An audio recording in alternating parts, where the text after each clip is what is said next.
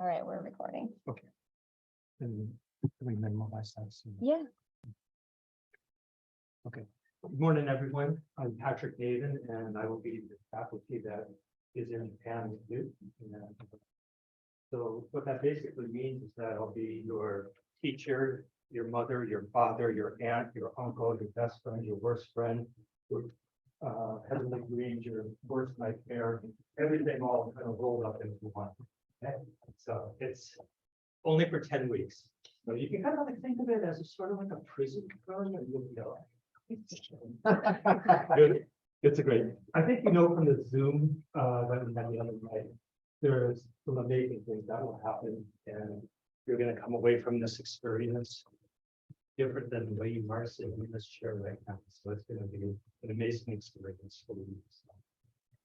The first thing, though, I want to make sure that, I mean, we have the Discord thing going, but if there's anything that you want to talk to me about that outside of that, then there's my email address, and I check it every day. So please, shoot me an email with whatever questions, thoughts, concerns, anything, and then I'll get back to you as soon as I can. Okay? But don't hold back on that. That's one of the, speaking as the instructor, what I wish is that you all would lay things out on the line and not hold back as far as what you're thinking, what you want to do, what questions you have, what information you need. Okay? We're all here as a resource for you, and especially when we're there. Don't keep it inside. Come and talk to me. I'm always available for you, and I'll make whatever time. If it has to be at 8 o'clock at night, which is way past my bedtime, that's okay. Or if it's 5 in the morning, that's okay. Whatever works for you, it's going to work for you. If I want to make this be the best experience that you've had in your life, every time I go there and come back, I feel like, wow, that was like the best time I've ever had. And I want that to happen to you. So, questions? Let's start with any questions that you have. You're holding back. The first one would be like, am I going to pass the class? Well, let's see. Okay, so we're looking at the map here. Let me get the lights down low a little bit. All right, so we're looking at Google Maps. Where are we going to be for 10 weeks? Hachioji, which is located like right up there. Anyone know how big Hachioji is as far as population goes? Like 500,000? Yes. Yeah, it's like a pinch smaller than Seattle, 500,000-600,000. Seattle's in the 700,000. And so basically it's the largest western suburb. Does anyone know what the greater metropolitan Tokyo population is? 37 million people. You are going to be sick of humanity by the time you come back home. I mean, it's like when you go hiking, like, I love to go hiking. And I think, oh, I can get away from it all. But on the hiking trails, like you're going in the Konnichiwa. It's like you don't get away from people unless you're in your apartment, except then you have your roommates. So, how far is it from Hachioji to Tokyo by train? About an hour. About an hour. Yeah. Okay. So, how much does it cost to go from campus to Tokyo and back, which involves a bus and a train ride? Any idea how much that'll be? Around 8,000 yen. 8,000. No, it's going to be more like 1,400. Yeah, the bus ride is 300 one way, so that's 600. Train ride's going to be in the 600-700, depending on which one you pay. So it's roughly $14-15 each round trip. Right? So just kind of to give you a context of the distance from Tokyo to Hachioji, the cost, how you get there, bus and train. So it's always an adventure, and you'll be just like with people all the time. So enough of that. I'm going to do a bit of a PowerPoint to give you a little bit better idea of what you're in for.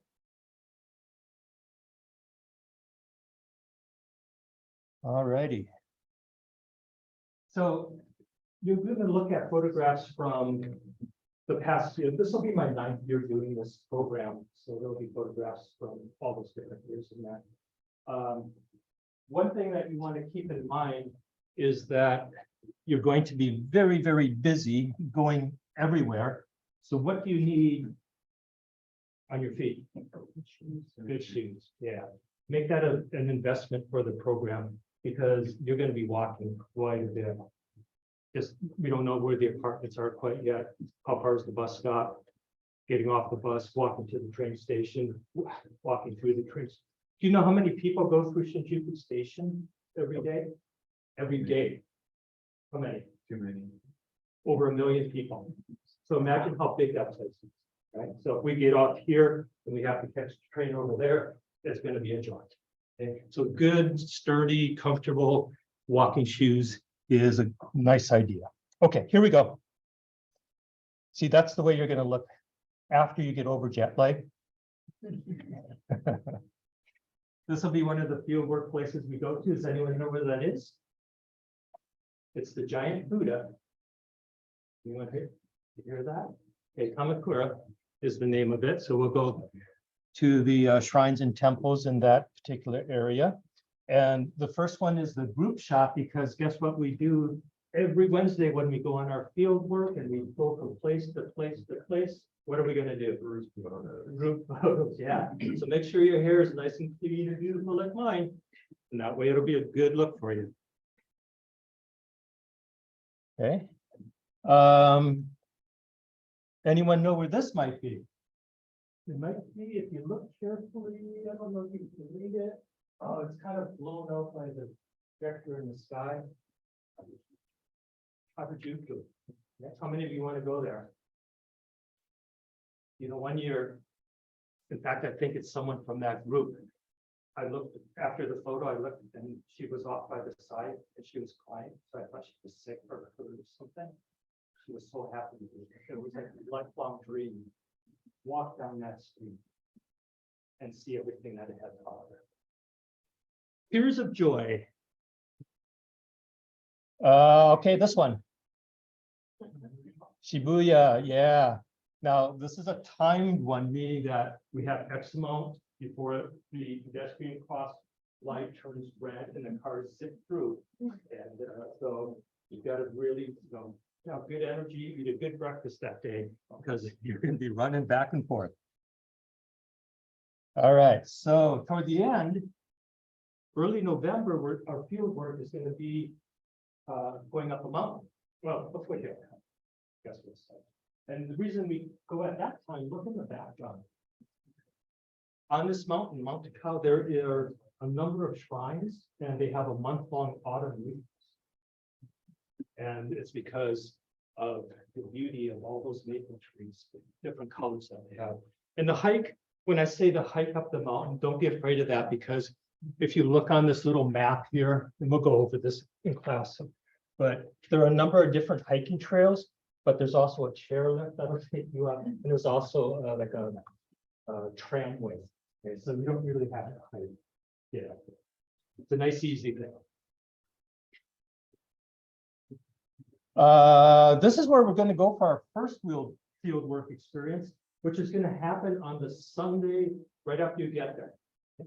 So you'll be over, hopefully you'll be over your jet lag by then. And if you look in the photograph, you can see how many people there are. It's because we're going to be going with university students. So it'll be all of you, plus a whole bunch of them. It's going to be a co-field work experience for that day. And that's in Kawagoe.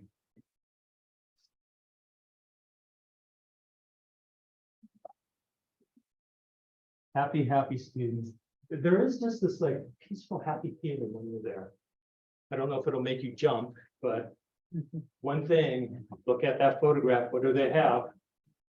Umbrellas. Yeah, it's an umbrella society because it's hot and it's humid and it'll be raining. And the last thing you want to have on is a parka. Those, like, every time I land, first thing I do, go to the convenience store and I buy one of those umbrellas for $5. One of those see-through. And I like the see-through one because when you're on the sidewalk, see people coming at you. You can see the crazy bike riders coming at you. It's a little bit safer. Okay, take a minute to read that over.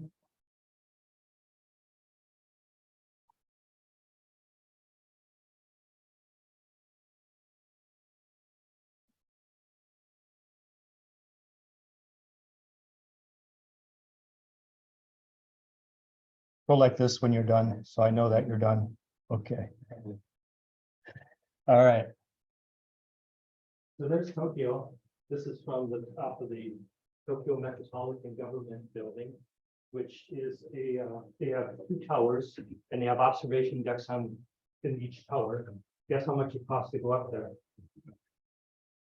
You can also go up in the Sky Tree and Tokyo Tower.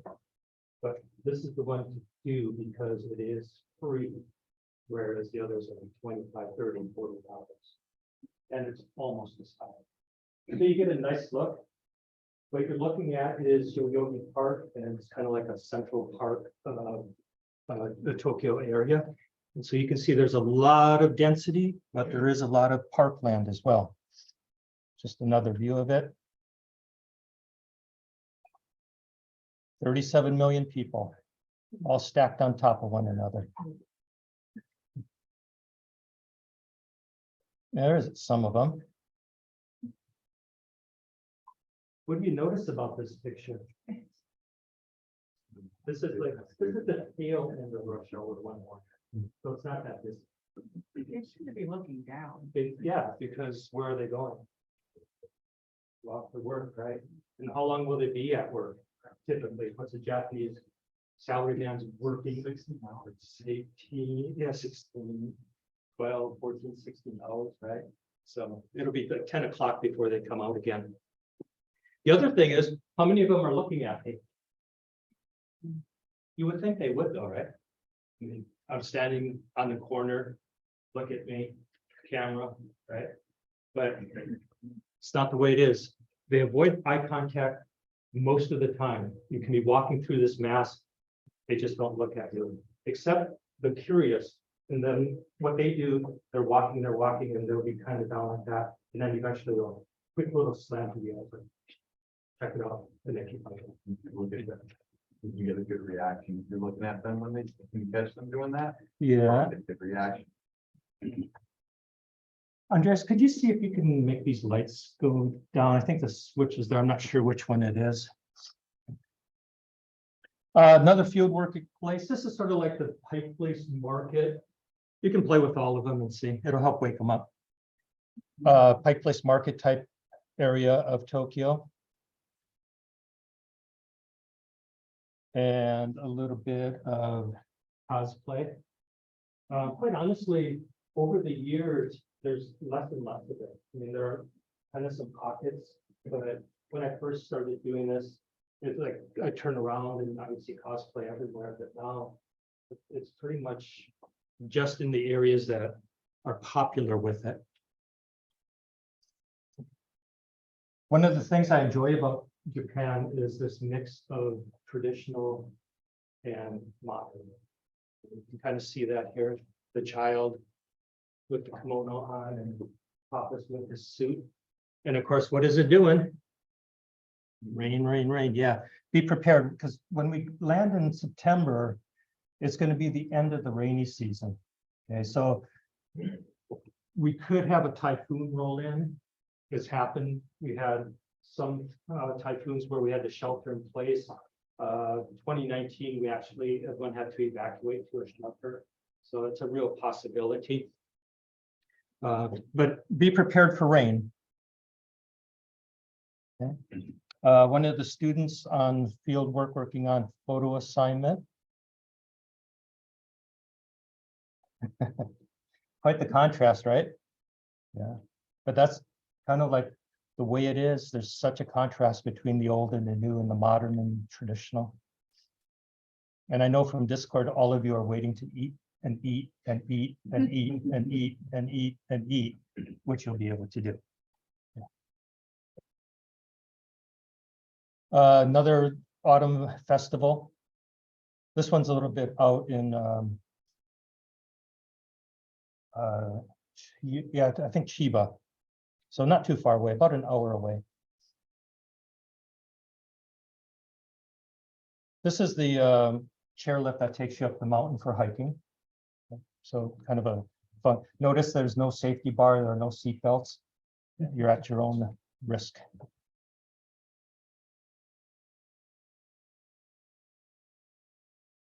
Do this when you're done.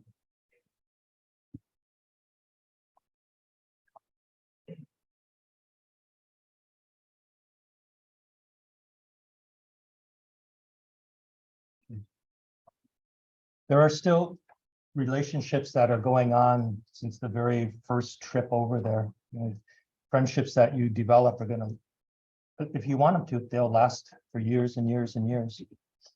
Meiji Shrine. Some of the scenes from it.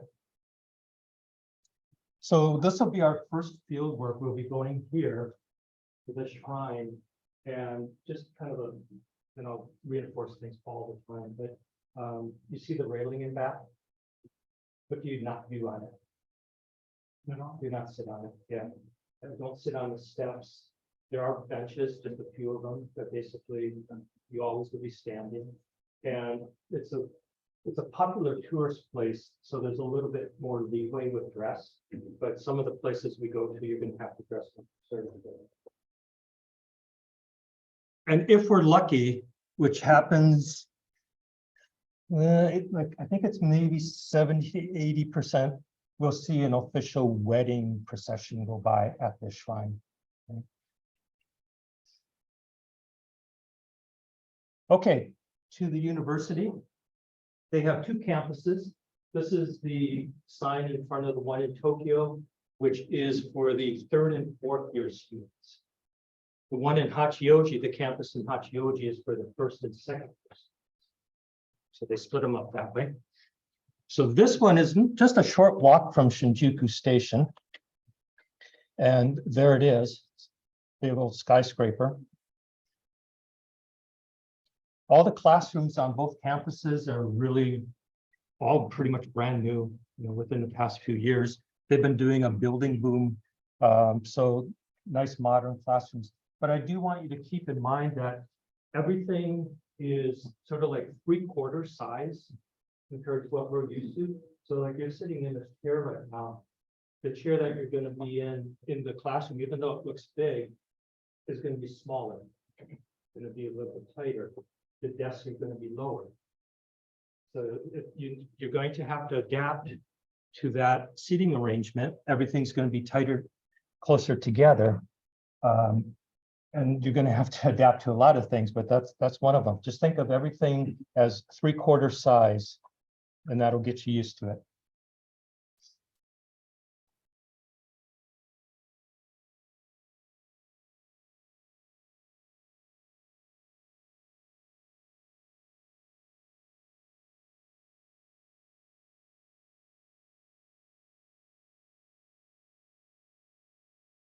Ready? Okay. So we were at the university's Tokyo campus. Now we're inside Shinjuku Station. We'll head to Hachioji. And again, 1 million people. This is not a busy scene by any means. I want you to look up at the top there. And can you read any of that? Like maybe Second lane, second down is Tokyo. yeah.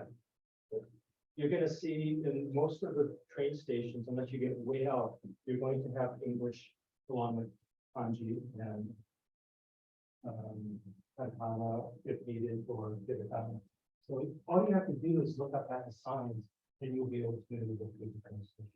You just have to know which line you're going to be looking for, and that's where Google Maps comes in. Plot out your journey ahead of time, then just read your signs, and it's pretty easy.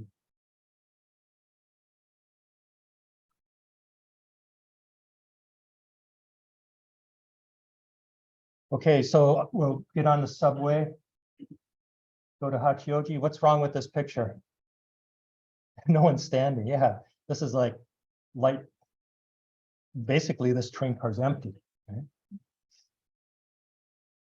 So when you come off the subway, you're going to use your IC card, and we're either going to get Pasmo or Suica. Does anyone know what IC stands for? Integrated circuit. Okay. So if you look at this area right here, you come off the subway, you're going to tap your IC card on the reader, and then it'll be got the fare. And it doesn't matter if it says IC or the arrow, as long as it says the arrow. And if people are coming from the opposite direction, this will change to a red X. So you don't hold that. But it's a very quick, just walk through, tap, and keep on going. if for some reason it misreads, it'll make a funny noise, then you stop and just go back and try it again. And I don't even take mine out of, I have a little card case. I don't take it out of that. I just have it near the outside. So just slap down the card case. Pretty easy to get through. And with those IC cards, there was discussion on Discord, you can use them in other cities. I think most of you are aware that I just came back from there. I use my Passmo card, which is, you know, the Tokyo areas where it's issued, but I used it in Fukuoka on the subway. I used it in Kumamoto on the city tram line. I used it on the JR trains down there in Kyushu. So if you travel, bring those with. And if it says IC, there's a pretty good chance it'll work. Okay, so this is the outside of the station that we were just inside. And I think based on last year, that's where everybody picked up breakfast before going on field work. But they do have bathrooms in there. That's why I want to point that out. So in the train stations, you have to go past the gate in order to use the toilet. So if you don't want to do that, usually all the department stores will have a toilet that you can use. So that was the KO station. This is the JR line station. And the difference is that we use the KO line for field work so we can all stay together and get a seat. But the JR line, that's coming from like way other side of Japan, and you're probably going to end up standing and scattered all over the place. Okay. So for your own personal use, either one is fine. For field work, we use the KO line. And that building is part train station, and then the rest is all shops, clothing shops, food shops. On the other side is the big camera for electronics and all the kinds of different things. But you can pretty much get whatever you want in there. And the bus, same thing with the IC card. You enter at the rear, tap your card on the reader, find your seat, and then when it's time to get off, you go up by the driver, tap it again, and it deducts the fare.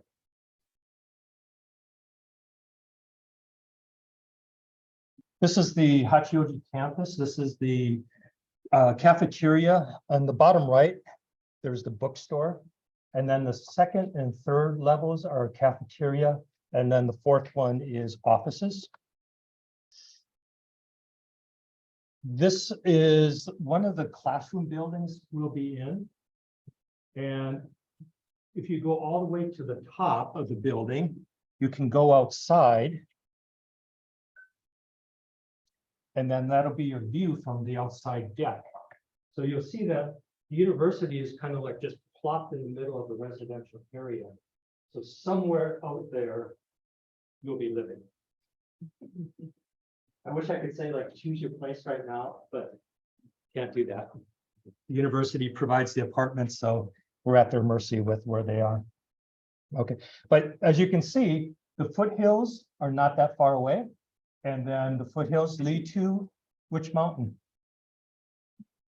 Mount Rainier? No, Mount Fuji, yeah. So on a nice clear day, if you go up to this rooftop deck, you'll have a beautiful view of Mount Fuji. What does this represent?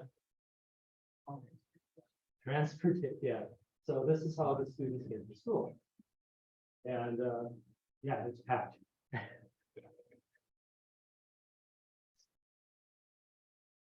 Another building on campus. This is one, they do have graduate students there. And so this one has a lot of the laboratories and graduate research going on, kind of the old granddaddy of the buildings on campus. Okay. Another classroom shot. This is the walkway up to that tall building that we just saw. And it is a bit of a hill climb. So hopefully they won't assign us any classrooms in that building, and that'll make it nice and easy for us. So what do we see in this photograph? Students, and the students are all, they all have stuff, right? Backpacks and bags. They're socializing because they're out of class, they're casually dressed. They're all guys too. The university is mostly men, probably around 75 to somewhere in that range. And then that's just the way it's made up. Cafeteria building again, let's go inside the bookstore. And you're free to buy these books if you can read them. But I think you'll spend more time here, which is like buying the snacks and the beverages and things like that. And they do have microwaves, so all the food that's refrigerated, anything you want to heat up, you just go into like this next room and you can use the microwaves and cook that up.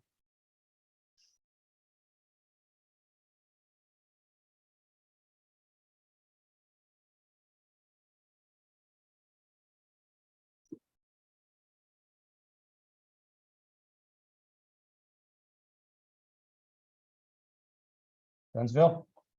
Yeah. Inside the cafeteria. Free green tea, you can drink as much as you want.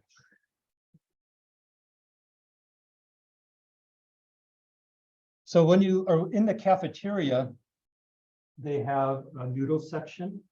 This is a photograph of the rice bowl section. And then further down to the left is sort of an a la carte section where you can kind of choose individual items. But they'll have all the different items of the day up on a poster and how much it costs. Yeah.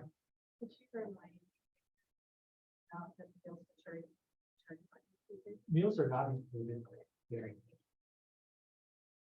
But as you can see, like this is one of the noodle dishes with tempura and it's 367. So that's like 2 something. Yeah, and the cafeteria food is delicious. That's not like, we don't usually say that together in America. In this, all the Japanese schools are like that. Right? And do they only offer lunch or do they offer dinner? No, just lunch. It's basically 11 a.m. to 2 p.m. and our classes go till 1, so they'll have from 1 to 2.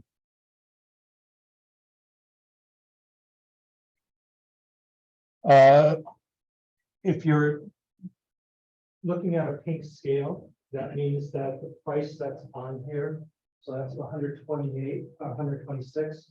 You're going to weigh that and then multiply it. So that's like per. I can't remember if it's kilogram. Yeah, it might be per kilogram, but we'll figure that out when we get there. I haven't done that for like years, so Sorry about that. But you weigh it to know, kind of know how much it's going to cost. What? Yeah, it might be per 100 grams. I think that might be what it is. Because a kilo is, that's a massive amount. Yeah, so I think it's per 100. There's a typical lunch that you guys will never eat that I love. Tofu and pumpkin and nice little seaweed salad with the free green tea. Delicious. This is in a grocery store. And it's a little bento box, has all kinds of nice little vegetables and rice and a nice chunk of salmon. Look at the price of that, $498.10, which is roughly $375 or something like that. Yeah, delicious prices. And like we mentioned on Zoom, if you go after 6 o'clock, these prices are reduced 10%, then 20%, 30%, because they're trying to get rid of them. So later shopping is less selection, but better prices.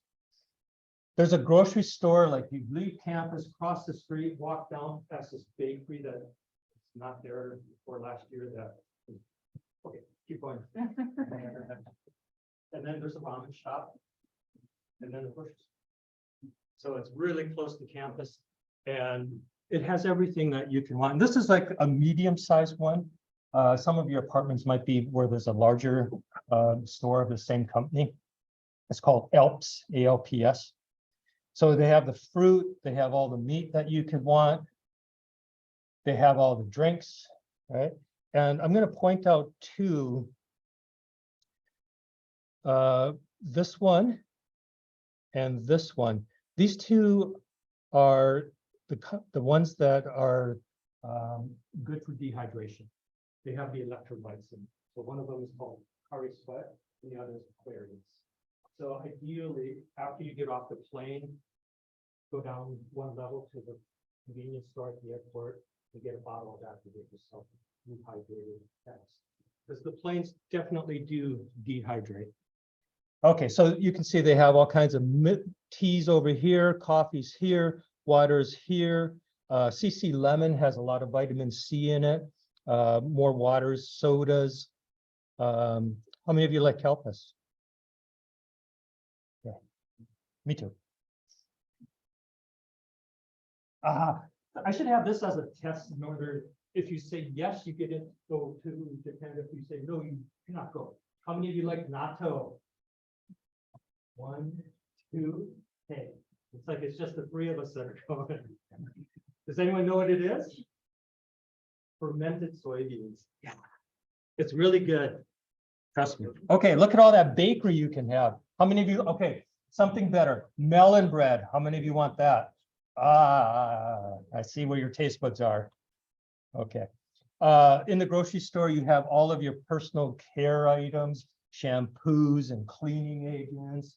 There'll be, the university has campus attendants. Those are Japanese students who want to make friends with Americans.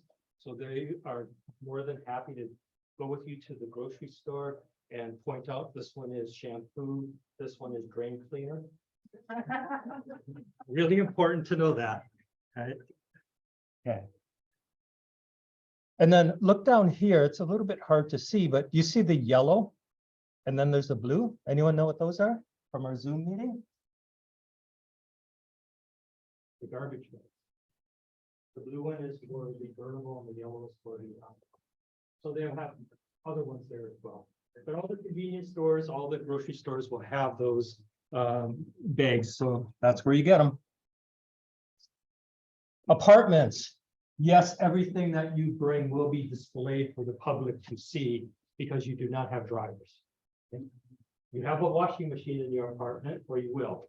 And all of the clothes, once they're washed, put them out on the balcony and let the sun do its magic. Now, you can also see that they have coupons hanging on them, right? Those are exactly what you'll be sleeping on. I don't know if your sheet, like the one on the right has the sheet still on, the other one has the sheet off. So you'll get the futon, you'll have sheet on the futon, cover sheet, comforter kind of thing, pillow, bath towels. With you can see that they have theirs out. I'd say at least once a week, put your futon out onto the patio if it's a sunny day, because as you sleep, you know, your moisture is getting in there.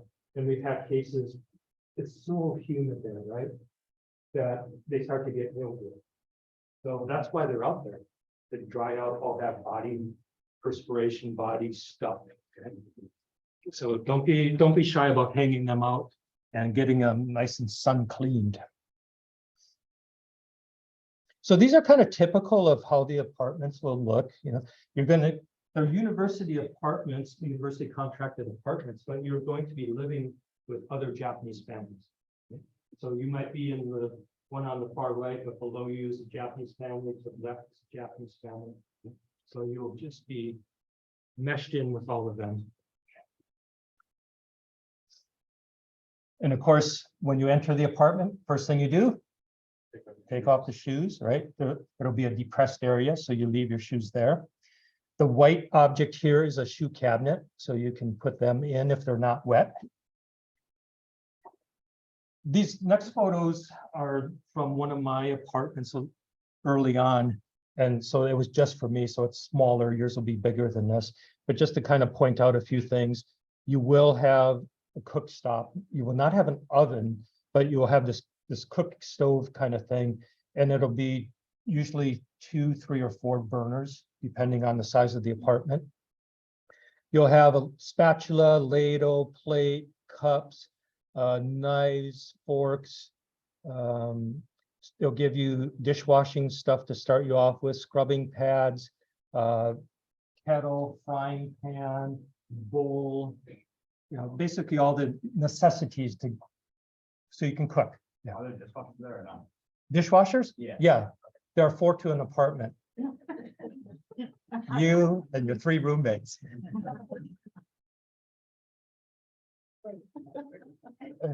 It's not that hard, really. I mean, a little water, little soap. You're done. It doesn't take long.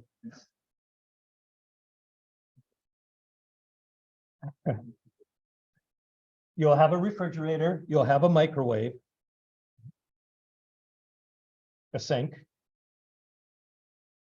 And now this is an actual student apartment. And this is the front where the wood floor is kind of like the common area. So let me kind of put this up real quick. Bad marker. They're all bad. So let's say this is your doorway here. Then you're going to have a wall and then maybe a short one and then another one. And then this is not to scale. And then another one here. Actually, let's go like this. So this will be like your kitchen. And it might be like the counters like that. They'll provide a table with 4 chairs. And then you're going to have 2 bedrooms. 2 homes per. And then this will be your sink and toilet and shower and washing machine. That's basic. That's a basic layout. Depending on the age of the building, it might be a little bit different configuration, but all of them for the 2-bedroom apartments, the 2 bedrooms, and they're tight. I mean, there's not like a living room, a den, family room, none of that. Right? It's like the kitchen, which is where you hang out, and then the bedrooms where you sleep, and the bath area where you clean up. So keep in mind that what you're seeing here is not any different than what normal Japanese families live in. Right? It's exactly the same thing. As we saw, the buildings, right? That's what they live in. That's how they live. Right? It's very different than what we're used to. The good news is all the bedrooms, or at least all the apartments, will have air conditioning, and in winter, it'll switch over to a heater. If your bedroom has tatami, or your apartment, any of the rooms, be extremely careful. The last thing you want to have to do is pay to have it replaced because you damaged it. So when you bring in your suitcase, don't just plop it down vertically with the wheels digging into the tatami. Turn it and lay it flat, so you can open it, so you distribute the weight. If it's up to me, I would only sleep on the tatami. If I get an apartment with a wood floor, fake wood floor, they're not as comfortable. That has give to it, so it's a much more comfortable sleeping experience. But again, we're at the will of what's available, or the mercy of. Another one, so this one has the wood floor, so a little bit tougher to sleep on.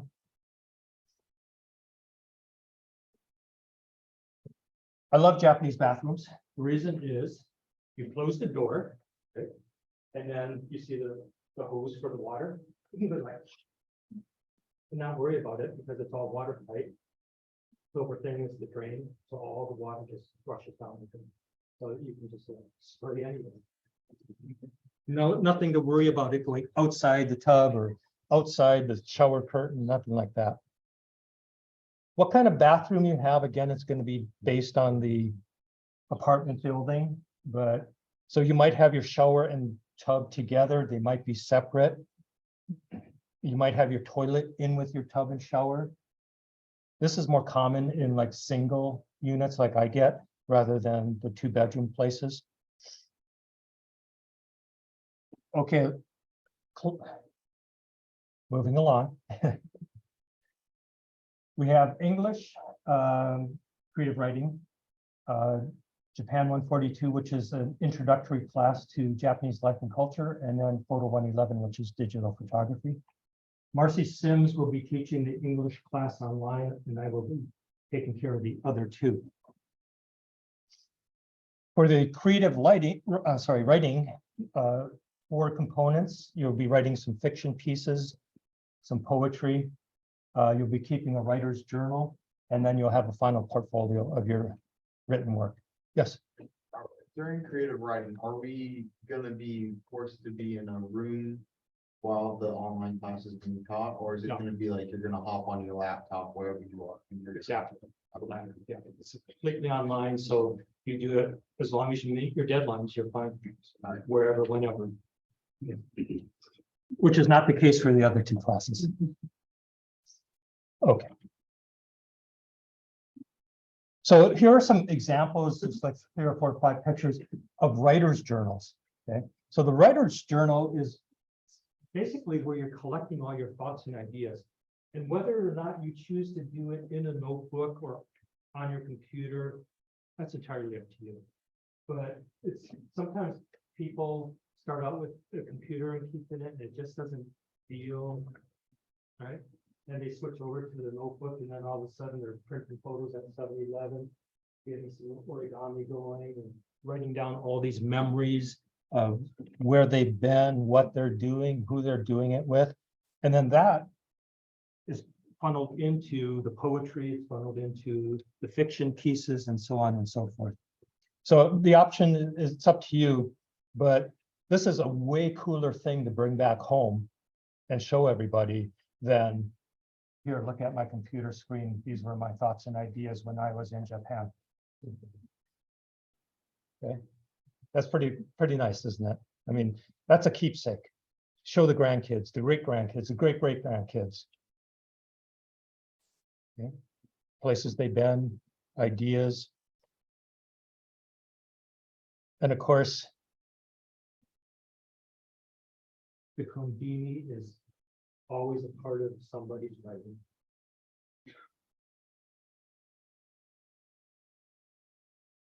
Okay, for the introduction to Japanese life and culture, it has 3 components: history and art, society, and popular culture. Okay, so those will be the 3 topics or 3 blocks that are covered over the course of the quarter. Okay. So just some photos to kind of show you. This is the wedding at the shrine that I talked about earlier. This is from 2 years ago, or 2019, I should say. Very traditional, the way it was done long time ago. Okay. Unfortunately, one of the coolest history museums is under renovation, so we don't get to go there this year, but it's just the way it is. All right, so let's see who's awake. First of all, do we know what these are called? Starts with a J. Geese. So these statues have the bib and the little hat because they are the children that have passed away. So this is all about children. Now, what do you see? I gave you a hint. It's about children. What do you see in the bottom row? They have the bibs, they have their little kitty hats on, but Like Dwarfs from Snow White. it's a 7 horse. Yeah. Okay, because that's children. So that was just a way of honoring the children. You see them? This one is me. It's called Grumpy. Okay, a little bit of culture. Some of the places that we go to, you'll be able to rent kimonos if you want to, and experience the shrine or the temple that way. Festivals. We're there in autumn. I already mentioned the Autumn Leaf Festival. Hachioji has a number of different festivals over the time that we're there. And when I say festival, like by the bus station, there's like a street, the bus will go down from campus and turn right and go into the bus station. The streets are just lined with food, and food booths and little shop and buns. It's just, wow. Every kind of Japanese street food that you can imagine is for sale. And of course, it wouldn't be Japan without a little character, right? So we'll kind of look at all these different elements of society and get to know it a little bit better. I laugh because I think of all these things like I was walking down by a river and they had all the signs for tsunami and if the river floods and all that. And so it's a really scary situation, but they have all this little cute little characters that just makes you run along. So while you're looking at that, the tsunami comes and, okay, photo 111, some photographs by the students for different assignments. We'll be working on camera operation and composition, lighting, creativity, Photoshop techniques, and so on and so forth.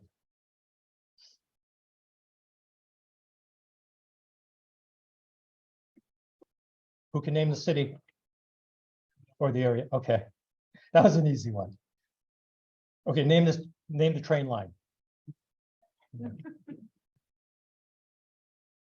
What's that for? Calligraphy, yeah. You'll have a lot of leeway with your subject matter, you know, like things that are attractive to you. And if it's a plant coming up through a crack, that's cool. If not, you know, something else like a cat. That's okay too. So my philosophy is not so much what it is you're photographing, but how you photograph it, how you see it. There are a lot of feral cats, and what's a good rule of thumb when you see a feral cat? Do not pet that, because you don't know what kind of fleas, ticks, and diseases they may have on the cat. Okay, so if you want to be safe, do not mess with the feral cats. This is Hakone, which is not too far from Hachioji. It's a nice little day trip. Okay. Getting to the end here, some of the friends that were made, little like last end of the quarter, socialization going on in the cafeteria, having a little food, saying goodbye. See, that guy has a Seattle shirt on. So I would like to say that, you know, in Japanese culture, the reason I went is because my son is there. And my wife is Japanese, and so we visited a lot of relatives. What are we obliged to bring? Yes, yeah, omiyage, right? So you don't have any friends there right now, but you will. I would highly suggest, if you want to do this, to bring like Seattle pens, keychains, stickers, just little doodaddy type things. And then when you make a friend, you know, kind of let them say, oh, here, get them from Seattle. And that's going to go a long ways to kind of forging that friendship and having a nice bonding experience. When you're a guy, I think his family ran a t-shirt company, and he brought a bunch of Seattle t-shirts and was handing them out to the attendants. Don't go to that extreme, but a nice little gift is fine, or you know, even chocolate, Seattle chocolate, that kind of thing. The end of the quarter. This is a very traumatic experience for most of the students, both the Japanese and for you. And every year, like a week before, I start buying up tissues and I'll bring them to the bus because a lot of tears are shed. Okay. All right. Mount Fuji's in the background. This is an area that we'll go to when we go to Kamakura.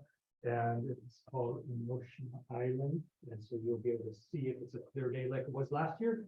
You'll have a nice, beautiful view of Mount Fuji. Okay. Okay, I think Megan's going to come up and do a little talk about some things here. Meeting, we tend to get some of the other stuff at the bottom of the agenda, if students remember that, so we're gonna try to fit that in now. And don't worry, we'll still give you a break at the scheduled break time. But I think first, Patrick was gonna talk about the packing list, and that's on page 1. Here. And Okay. So page 1, I didn't realize it was like right up there. First thing about packing, everything you bring, you have to carry yourself.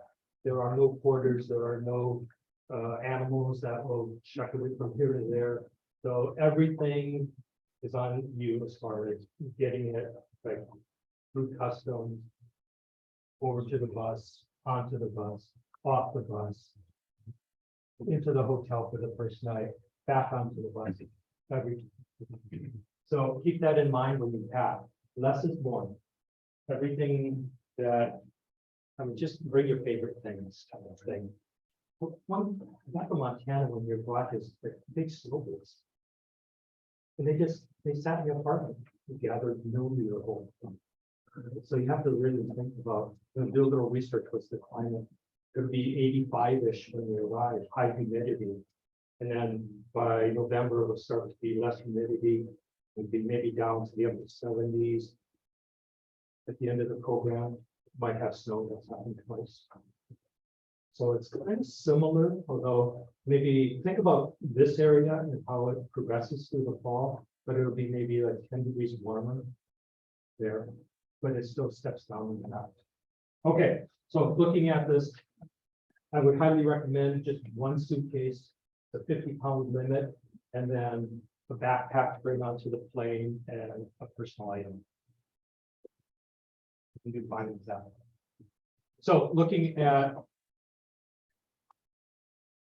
the list on page 1. COVID-19, bring your shot card just in case. When I was there a couple weeks ago, I was surprised at how many people were still masking up. So it's a very prominent thing, especially going into shops. We pretty much have dropped masking here, not the case there.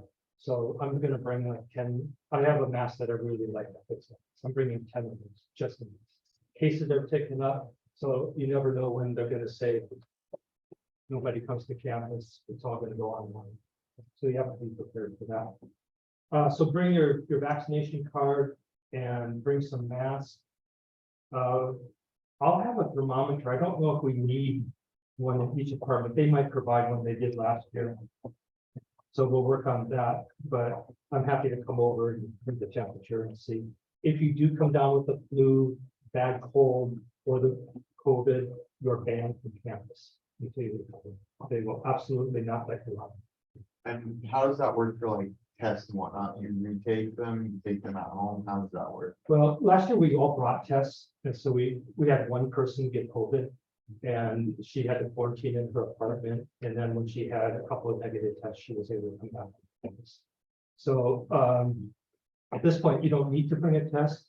There's a drugstore real close to campus. Right, I was talking about like actual like. Oh, for getting into Yeah, academic. No, you don't need anything, just your passport. So you mean, So- if you miss stuff at a big class, Yeah, like like an academic test, yeah. when you say you can't take. I apologize, I missed it. Okay, you failed. Yeah, but it has to be real. Right. Not to sound like I stayed up too late last night. I think I'm sick. I didn't study. Yeah, not that. So as long as you have, like you have a temperature, if you have a positive COVID test, that would work. I'm grumpy, but not that. Yeah, Just quickly, if somebody does come down with COVID, it's the entire apartment quarantine. Yeah. because it's subject to school, yeah. You don't, get food. So then we'll work out how to get food to the people and that kind of stuff. But yeah, pretty much everybody in that apartment has to stay until the negative test is done. And hopefully it won't happen. I was surprised that only one person, and I almost think that she really didn't have it, even though she did have a positive test, but she was like back to normal within 2 days. Not even sure. But again, we were wearing masks all the time. Sorry, you said that still a lot of folks there are wearing masks. Oh, yeah. Do you recommend bringing masks? Yeah. Especially if you have one that really is perfect for you. I mean, they have them there, but like everyone has their favorites. Okay, let's get to the list. And so for men, 2 to 3 pairs of pants, I always bring 3. 2 of them are usually lightweight, and then 1 is a pair of jeans for later in the season when it turns colder. For women, a mix of skirts and pants. How many of you have leggings on right now? 2 weeks in Japan, I saw 1 person wearing leggings. It was a tourist from Europe. They are not a thing there at all. Here's what the fashion is. Skirts that come up to about here, and go down to about there. Even though it's summer, 95, 100 degrees, that's what it is. With a very nice flux. That is the basic hotel style. So it's a good idea if you want to kind of like fit in, I guess I'll say, a mix of skirts and pants that are on the nicer side. The dressier outfit, it's not a bad idea because you never know. Sometimes the campus attendants' parents will invite you out to go to dinner. So then you want to just, or if there's something happening with one of the clubs on campus, sometimes you get. So it's kind of nice to have a little bit of a dress. 2 to 3 short sleeve shirts, t-shirts, or button down, long sleeve shirts. I typically bring 3 to 5 short sleeve and then 2 or 3 long sleeve because I run high. So, and then underwear and socks. I bring 2 pairs of shoes. One is the pair I have on right now, and the other one is all leather. So these are my sunny day shoes, and the leather ones are my rainy day shoes. And you think like this is a mesh. If it gets wet with that humidity, it'll be dry in January, somewhere around there. So it's nice to have that non-mesh for the rainy days. Nicer shoe, like that would be my leather ones. Sweater. For my jackets, I bring an ultralight down vest, ultralight down jacket, and a sweater. And then I just leave the label. And that's always good. I also bring a hat, with a knit hat, and a pair of gloves. And that's just in case it does turn cold, like it has a couple of times when the nighttime temperature's down in the 30s. That usually doesn't happen, but it could. So not a necessary thing, because you can always buy that at Uniqlo, which is at the GR train station. So easy to do. Okay, yeah, umbrellas. Does everyone have a phone with an umbrella and they know how to use the alarm so that you can get to class on time? Are hoodies the thing over there? Do they wear them? Hoodies? Hoodies commonly? No, what you saw with the guys coming down the hill, that actually was a weekend day, I believe, and that's why they had shorts on. Most of the time, they wear pants and a t-shirt, graphic t-shirt. That sometimes makes sense in English, sometimes doesn't. And then if they're dressed up, they might wear a hoodie. Is it, if someone runs hot, is it wrong to wear shorts during the day? Like, is that culturally not appropriate? On campus, it would be okay. If you go to certain places, like a shrine or temple, it might be frowned upon. Your trailer trees, you're gonna have to kind of figure out all that for yourself, you know. If you like, if you maybe have sensitive skin, so you need a certain deodorant, then you want to bring enough for that whole time. But, you know, just the basics of what it is to keep yourself clean. And for the guys, the barber shops are great because they'll do like a $13, $15 haircut, and then they give you a shoulder wrap.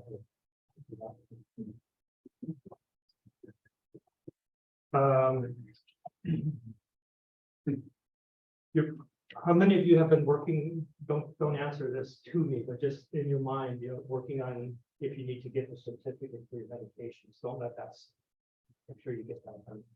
And then as far as, you know, the pain relievers and anti-diarrhea, you know, that stuff can all be bought there, but you know, if you're susceptible, then I would say bring the little travel size for those things. One of the biggest things when you land and get on the bus, that's going to be about an hour and a half to 2 hours before we get to the hotel in Hachioji. There have been cases of motion sickness after that long flight, dehydration, and then you're on that bus and there's no toilet. So you kind of have to think about that. I always bring a bunch of bags in case it does happen, like it has in the past. So we'll be stopped, but you know, think smart about what you do on the plane as far as food and drink. And then make sure you're hydrating the whole time. And then buy some of those nice hydrating drinks when you get off the plane. And then the bath towel, the ones that they give you are really Japanese style, which are thin and long. There's no weight. And the reason is because they drive faster. So that's what they use. But if you want to have a heavy one, either bring it or you'll need to go to one of the stores. And they do have them. It'll cost you like $20 for one of those nice thick plush covers. Game night, I'm not sure it's gonna happen, so let's just kind of, you can cross that. We can always figure out some other things. Like, how many of you know how to sing? Sing well? or So sing- just say. I can sing, just not well. Okay, that's fine. Because, you know, if we do have a game night-ish type situation, we can do singing games or I just might think a cat and dog. John Ken. Yeah. Okay, All right, so speaking of packing, the group flight, all but 4 of you, I think, are taking the group flight from Seattle to Tokyo. It's a direct flight. On page 7, you have a summary of the flight schedule. So September 25th, leaving Seattle at 10:50 a.m., which is a nice sustained hour. So I will meet you all at the airport by the Delta check-in desk 3 hours before the flight leaves. So that gives you plenty of time to get checked in, go through security and all that. If you've heard of the TSA Spot Saver program, you can actually go on the SeaTac website and reserve the time you want to go through security. And you put in like up to 72 hours beforehand, you put in what your flight number is. And then you go to a special door and you kind of bypass the main security line. It's not a bad idea to do that, just in case you are running late or you hit traffic or something. But please do prioritize being there 3 hours early. I will wait and make sure everybody gets checked in and see you through security. And then Patrick will meet you on the other side. yeah, I'm gonna leave about a week early because I like to go there, get things all set up. I have meetings with the KU staff that I have to attend, plan things out for the quarter. So when you arrive in Tokyo, you'll come through the doors and look for this. Which will be easy to spot. I think there's some instructions about that on page 12, Yeah. the Haneda Airport arrival process. Yeah, let's look at page 12. So when you land, you're going to get off the plane. Try to remember, check everything, you know, like you have your carry-on, your backpack, all that stuff, check your seat pockets. Last fall when I went, I forgot my water bottles, but I have a new one this year. So just make sure you have all your stuff. And then you're gonna get off the plane and then you're gonna walk and walk and walk and walk and walk. And you'll be following basically everyone else, right? And looking for the signs that say immigration, baggage claim, which it's well signed, so it's not hard. It's just that it's kind of like walking through a maze. Probably 15 minutes or so of walking, which is way better than last fall because you had all the coolest. So that was like 45. So when you get to the immigration area, you're going to get in like you're at an amusement park. And you're going to come up to a station where you will have your face photograph and your fingerprints taken. And once that's done, you'll move over to the immigration officer and he'll look at your passport. They may ask you a question or two, they may not. No, I was gonna say, silence those phones, but I forgot, so that's okay. But now, silence those phones. Wait, are you already going to Seattle International Airport? You're on your way? Excellent. Cool. Okay, so you're gonna get photographed and fingerprinted and then speak to the officer if needed. But one thing you want to make sure is you get your little tourist stamp in your passport, especially if you're getting a Japan Rail Pass, because you're going to get a voucher for the pass, which you then turn in at the train station, and they'll check your passport to see if you have that pass. I mean, that visa stamp, with your tourist stamp. That means that you're a short-term visitor, and that's the only way you can get the pass valid. I have a question. Now, can he get away with just carrying around a driver's license or does he carry a passport? make a copy of the passport and carry that with you. And just this morning, I thought, on your passport, do your photo page with all your information. And then when you get to Japan, do a photograph or a copy of the page that has that 90-day tourist stamp in it. And that way you can prove who you are and the dates that you're to be in. Okay, so yeah, So you go through immigration and then you get that stamp and you get like, and then you can go straight to the jail rail pass, No, no. like that up. that'll be another day. Okay. Yeah, So so like, say if you, like, could you do that all in one day? not for On the the- time we have a lot of On a this. different trip? Yeah, we're gonna, that JR pass is not something you'll want to activate until break. Yeah. So that's 4 weeks. Okay. The arrival time, what we have to do is, there's only a certain amount of time because it's a charter bus. And we have to get on that bus that it takes. Okay, so you're gonna do immigration. Then you're going to go down and get your luggage, and then you go to customs. So immigration first, then customs. And again, they may or may not ask questions. If they ask you any question of why you're here, what is your answer? What? Cultural exchange. is coming up in first.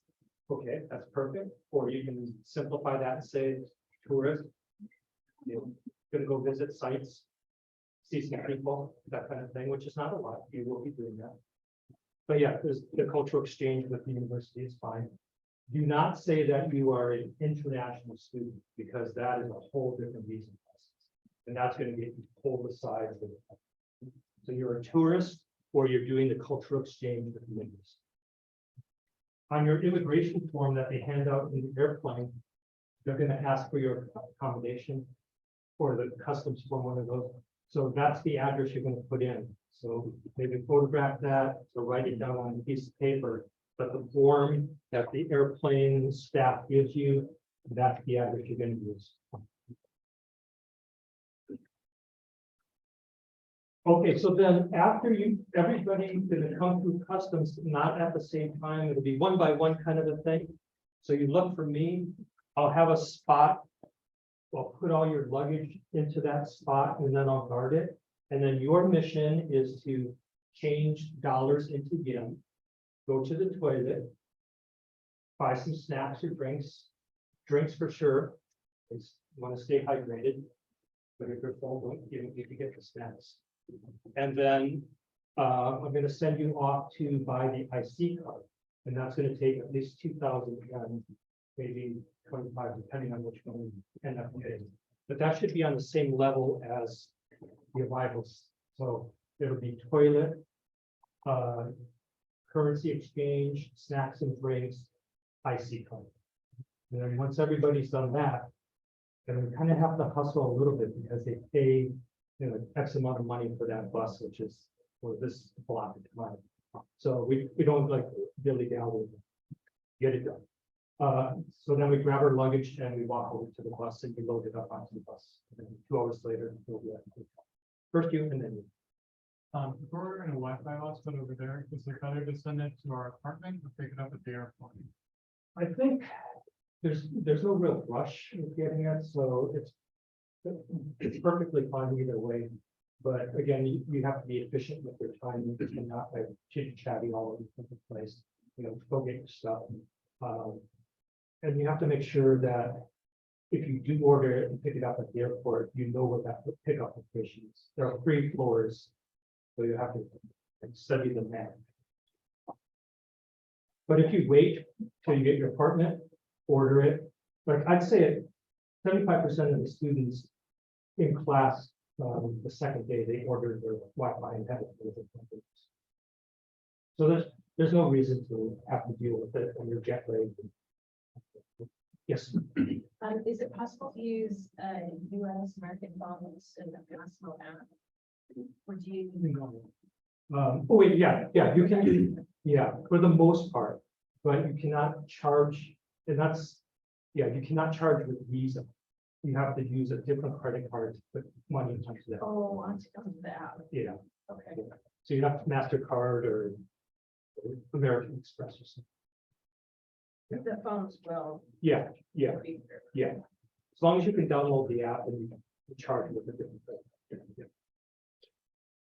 Okay, anyone else? Is there any benefit for trying to do the money exchange and begin before you leave?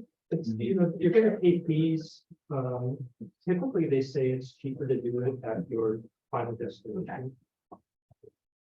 And again, I would like at least 300, if not 500 change, because you're gonna need all that money that first week. And then after that, it's gonna be the ATMs, and again, there's no guarantee that ATMs will work with the card, so that has to be figured out. Okay, questions? Let's- Check about baggage. Okay. So on Delta Airlines, you are allowed to check 2 bags up to 50 pounds. However, like Patrick said, we highly recommend you only check 1 bag. You don't need that much stuff because you're gonna do laundry, right? You don't need 10 weeks worth of clothing. Right? You just really need 1 week worth of clothing and you're gonna wear the same thing over and over and nobody cares. But also when you arrive, And I think, Yeah. I'll be doing the same thing, right? I just, 1 suitcase, that's it. your favorite black t-shirt. Yeah. Yeah. Black t-shirt. black Although one of them has a pocket, so you'll know the good news. So when you arrive, also, when you're gonna stay the first night in a hotel. And then the next morning, they will help you find your way to your apartments. You will have to walk yourself to your apartment. Coca-Cola will provide a van service for 1 check bag only per student. If you check 2 large bags, that second one, you're gonna be hauling it around the city till you find your apartment, which might be a 30-minute walk. And who knows what kind of weather. Patrick said it's usually raining that day. So, further reason to just check the 1 bag.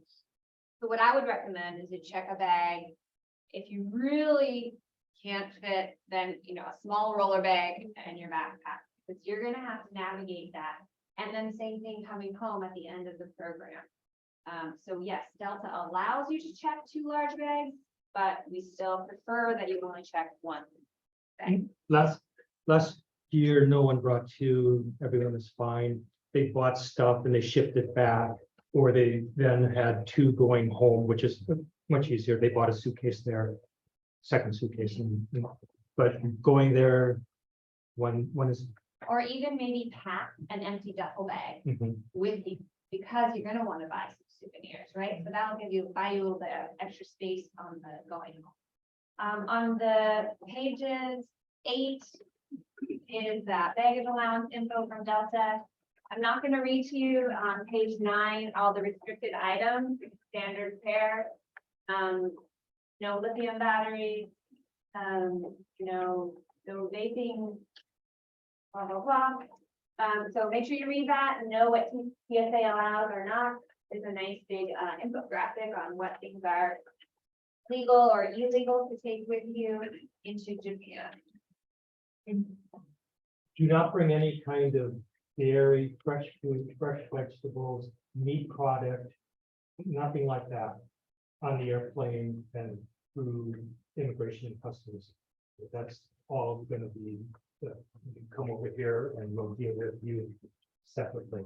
That happened to me in Seattle as well. Yeah, yeah. They said, do you have any meats or cheeses? I said, oh, I have some cheese. And they're like, come here. Yeah. And then they scanned my bag, I had to sit and wait. Like even beef jerky. Ultra processed probably, right? Packaged up. Don't bring it. Dried fruit, What? dried fruit, trail mix. Trail mix will be okay. Would you like bring it on the table, like finish it? Perfect. Yeah, my teammate going there last fall, she had all kinds of bags of Bertle beef jerky that she was gonna give to her friends. And then they made the announcement, no meat products are coming to Japan, and she left it alone. All right, on page 6 is a list of items that we want you to have with you or have accessible to you in digital form in the cloud. Make sure your family member has a copy and you have a copy. So whether that's a photocopy or a digital copy that you all know how to access, sometimes things happen and we lose our wallets or something gets misplaced. So all of those items are important things to gather and make sure you keep in a safe place. And also having the phone numbers written down in case your phone dies or disappears. Like, I only know one phone number, and that's my husband's. I don't know anybody else's phone number in the world, so I'd be pretty stuck, right? Like, that's And that includes your bank phone numbers. Because if you lose your Visa or your debit card, you're probably gonna have to call them. So make sure you have all your banking, telephone numbers, account numbers, passwords, PIN, all of that separate from, just hide it in your suitcase. It'll be fine. questions about the travel process, the packing process. Arrival. Money exchange, toilet, drinks and snacks. IC card, get on the bus. And then in terms of your return home, I won't be at the airport to greet you. I hope that your family members will be there, and that's who you really want to see. So, it's possible that the itinerary, it might change by like 10 minutes. And, I will notify you guys if that happens, but that could happen in November or something. So I'll make sure you and Patrick are aware of the updated itinerary right before you fly home. Patrick will fly home with Yeah, you. flying home with you. All right, so we'll go for 5 more minutes, and then we will have the break. So we're going to transition a bit and talk about housing. So as Patrick mentioned, they are 2-bedroom apartments, and we have 4 students per apartment. So that means what? You're going to share a bedroom with somebody, so you're going to be nice and cozy in that small space. And we've already kind of talked about this, I think, online. You guys know, I'm going to be giving you a housing survey to fill out. It's all prepared. We might even email it to you later today. So it asks you a few questions about your life habits. Are you a night owl? Are you a morning person? What are your hobbies? What type of person would you like to live with? Can you tolerate somebody who's a bit on the messy side? Or do you prefer someone who's really tidy and organized? And then there's an open-ended thing, like, please tell us anything that would be helpful when placing you with your roommate. The hosts do require that students are roomed by gender identity. So we don't have control over that preference. And for transgender or non-binary students, there's a place on the survey to tell us which gender you prefer to be housed with. Likewise, there's also a question on the sheet that says, are you comfortable living with a student who identifies as LGBTQ? So please be honest, because we want to make the best possible match situation as we can, because once you get there, it's not recommended to change, just one roommate. That's a very messy process. That involves a lot.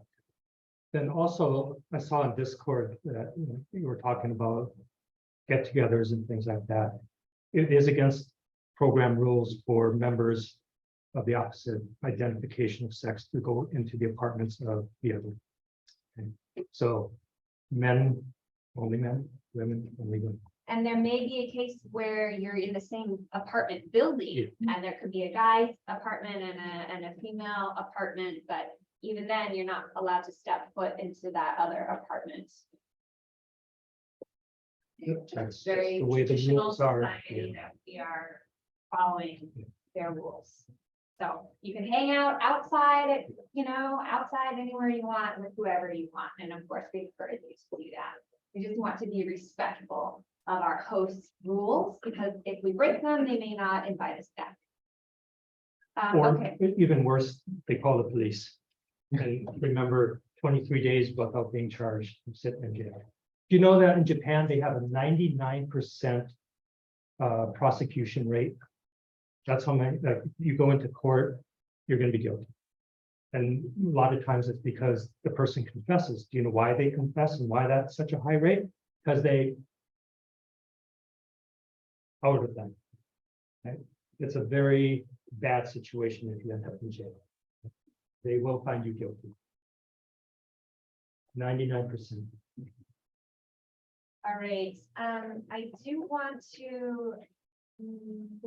I'll add two other things about the apartments. So you, members of the opposite sex can go in. No alcohol whatsoever in the apartments, no smoking in the apartments. Any of those three rules that are broken is going to be severe consequences.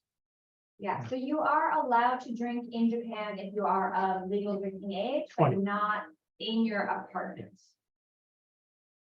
So if you're out at a restaurant or bar and you order a beer, that's fine. But if it becomes an issue, like you get excessively intoxicated and you start being obnoxious to your roommates, or you're hungover the next day and you can't make it to class, like that becomes a disciplinary issue. Right? So all that to say, behave yourself. It's not that hard. It's only 10 weeks. And, you know, you just have to kind of, if you follow the rules, you're going to have a great time. If you want to try pushing and bending the rules, I'll just sum it up by saying only once out of the 9 years did everybody who went stay the whole time. Oh, wow. Not necessarily because of behavioral No. issues. Behavior issues or by choice. So you set your own path. So on that happy note. That's We're gonna think about, you know, that's like 25, 30 students every year. All of them made it except for those few cases, right? And they had a great time. So it's just common sense. Oh, and the other thing I wanted to put up, which I couldn't find what I wanted to, but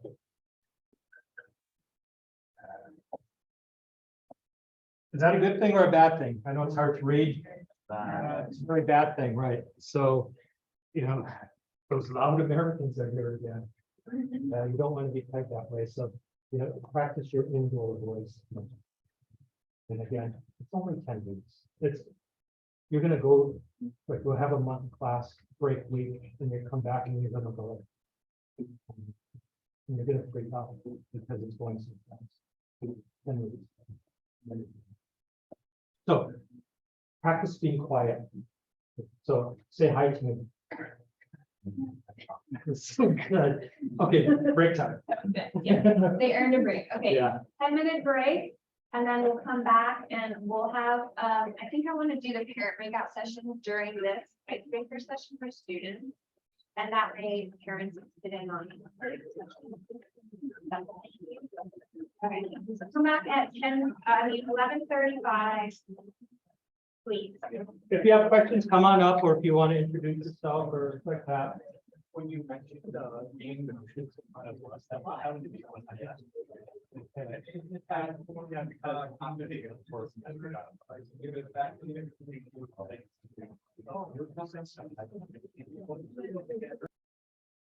All right, welcome back. We didn't get to cover the student health insurance before the break, so I do want to do that. And then during the icebreakers and student conversation time, students will stay here with me and Andre. And parents will go with Patrick and Paul down the hall to a classroom where you can ask them any question you want. Sometimes students get embarrassed by their parents' questions. So you can have that private time away from your students to ask them. And that way it'll free you guys up. Family members can join the alumni session after lunch. And it's kind of fun to hear the alumni perspective. So that's how we'll run it. So student health insurance. We purchased a policy from a travel insurance company. It's called INEX or TELUS, TELUS. On page 74, you'll find the start of that insurance information. This is like for emergency issues. So it's not for, routine physicals or preventive medicine. it's for accidents and emergencies or things that are unexpected that come up while you're there. So there's a summary on that page 74 that looks like this. This is kind of the overview of coverage, like how much money is covered for different types of issues. The company does offer, so let me just, I'll just move forward. Okay. Page 75, there's kind of a nice kind of like Q&A of what is this travel insurance? How does it work? It works very similar to health insurance that we have here in the US, in that you get, you know, an ID card and you go to see a provider, you have your services, and then after the fact, you submit a claim to the insurance company to get reimbursed. So if you do end up having to go to a doctor's clinic in Japan, you may need to pay on the spot out of pocket for what you're billed. You may even have to pay it in cash. So that's why it's a good idea to have an emergency stash of cash that you aren't spending in case of emergency, right? So what's covered, you're covered, in Japan. Once you leave the US, you'll be covered. You come back, this coverage ends. It does include COVID-19 coverage. So they just treat that like any other health condition under the policy. It's not a special provision. What are the policy exclusions? So like I said, routine physicals, if you want to get a dental cleaning or get your eyes checked, that's not what this is for. If you're pregnant, it's not going to cover any of those prenatal visits. And then injuries from the following activities. Basically, anything that might be dangerous is not covered, right? So no bungee jumping, no motorcycle riding, no parachuting, hang gliding, scuba diving without certification, caving, heli skiing, extreme skiing.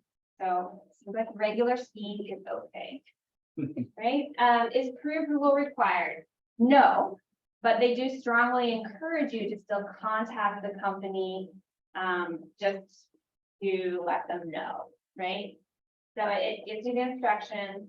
We are also purchasing the political and natural disaster evacuation coverage in case of a sort of catastrophic event, like a massive earthquake in which everybody had to be evacuated from the city or the country.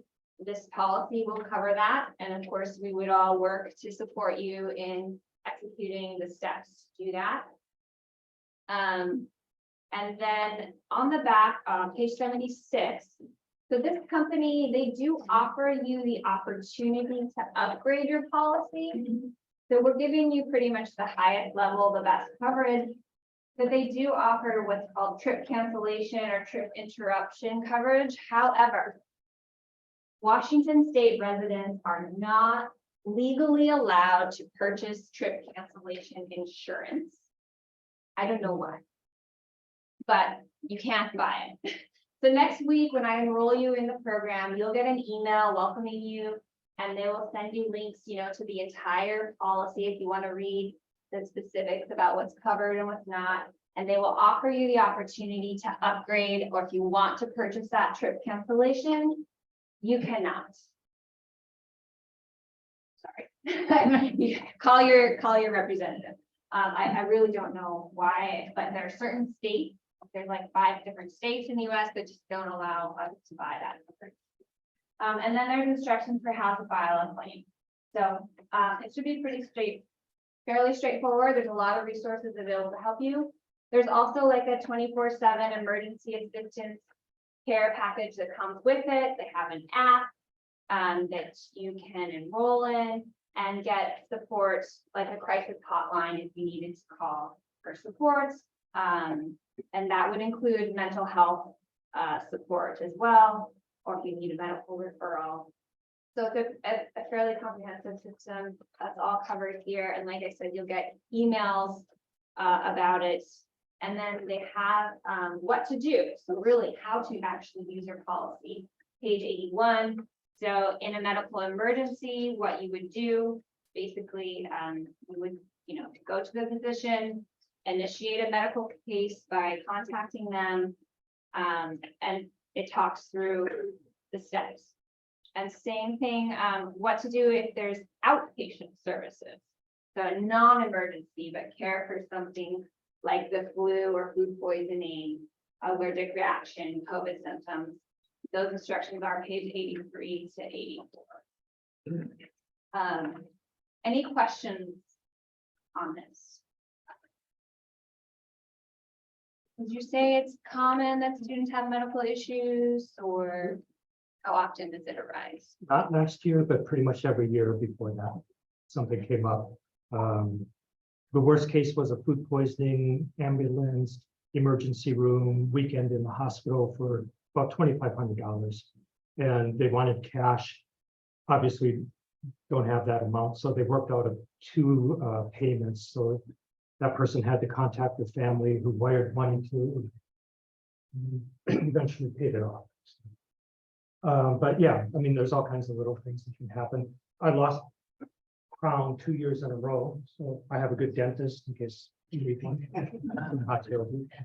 So, yeah, I'll have a packet for you listing hospitals, doctors, dentists. It'll have forms that have like a human figure on it and ailments and all that in Japanese and English. So it'll get you through all these different steps. So when you say have an emergency fund of cash, just in case that you're not using, what would you recommend? $100? I'd probably say 250. Yeah. It's Japanese medical bills are way cheaper than American, but still they can add up. How many of you are bringing this to Japan, this orientation booklet? Right now, everybody's hand should be up. So I also emailed you all the digital version of this, so you do have this in PDF form. One or the other. then. Yeah, but it's still nice to be able to flip to that policy, you know, versus like, it might be. Yeah, so it's nice to have both. All right, so any questions? You're all young, relatively healthy people, but you're not invisible, right? Like, things do happen, Yeah. and that's why we haven't. Stepping off the curb the wrong way, twisting the knee, that happened. A stick hitting someone in the ear, that happened. All kinds of little things can go on, just like normal life. But Patrick will support you. Wait a minute, I didn't agree to that. Okay, I think I'm taking Gonna take the parents parents. and family members, Parents. and I'll let you stay here.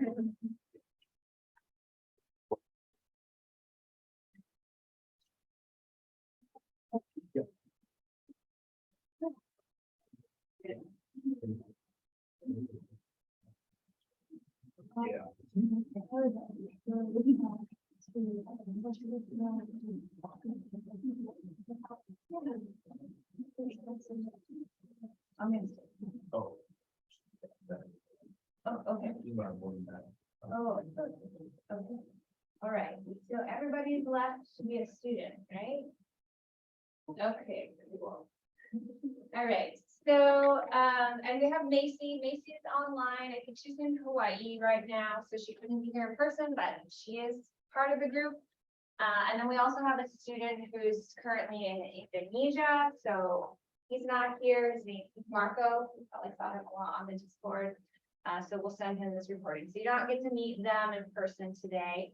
But I wanted to give you guys basically these 20 minutes or so to just like actually have a conversation with each other. And keeping in mind that we're trying to get to know each other and think who we might want to live with. I know it's a little bit like awkward or old-fashioned, but I am gonna divide you guys by preferred gender identity. So that because you're only gonna be ending up living with maybe one of those people, right?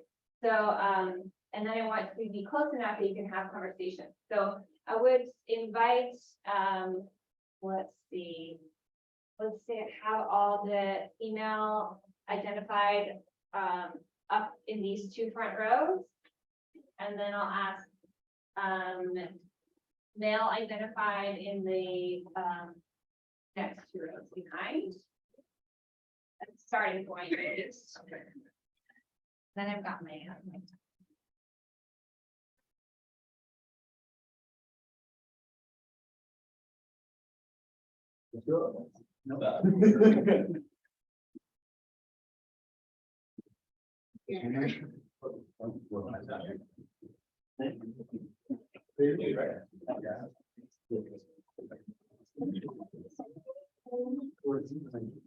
Well.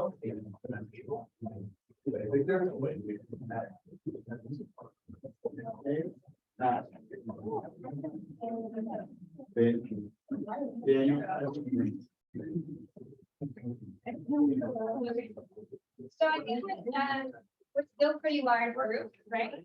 Good. Can let's have you kind of in groups of 4 to 6. And then we'll rotate after a few minutes, so can you two maybe shift down here, so you're closer to. 6 and 6.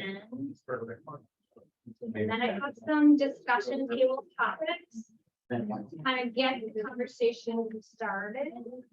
Somebody messaged. And then let's actually make, can you guys?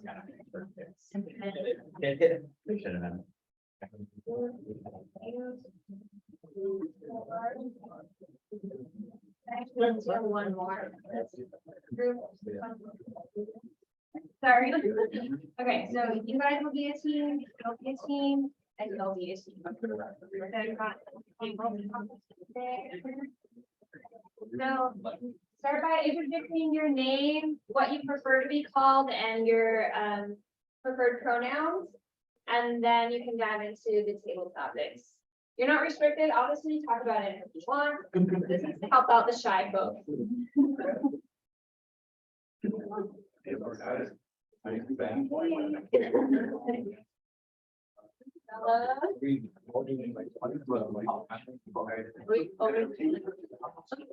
name's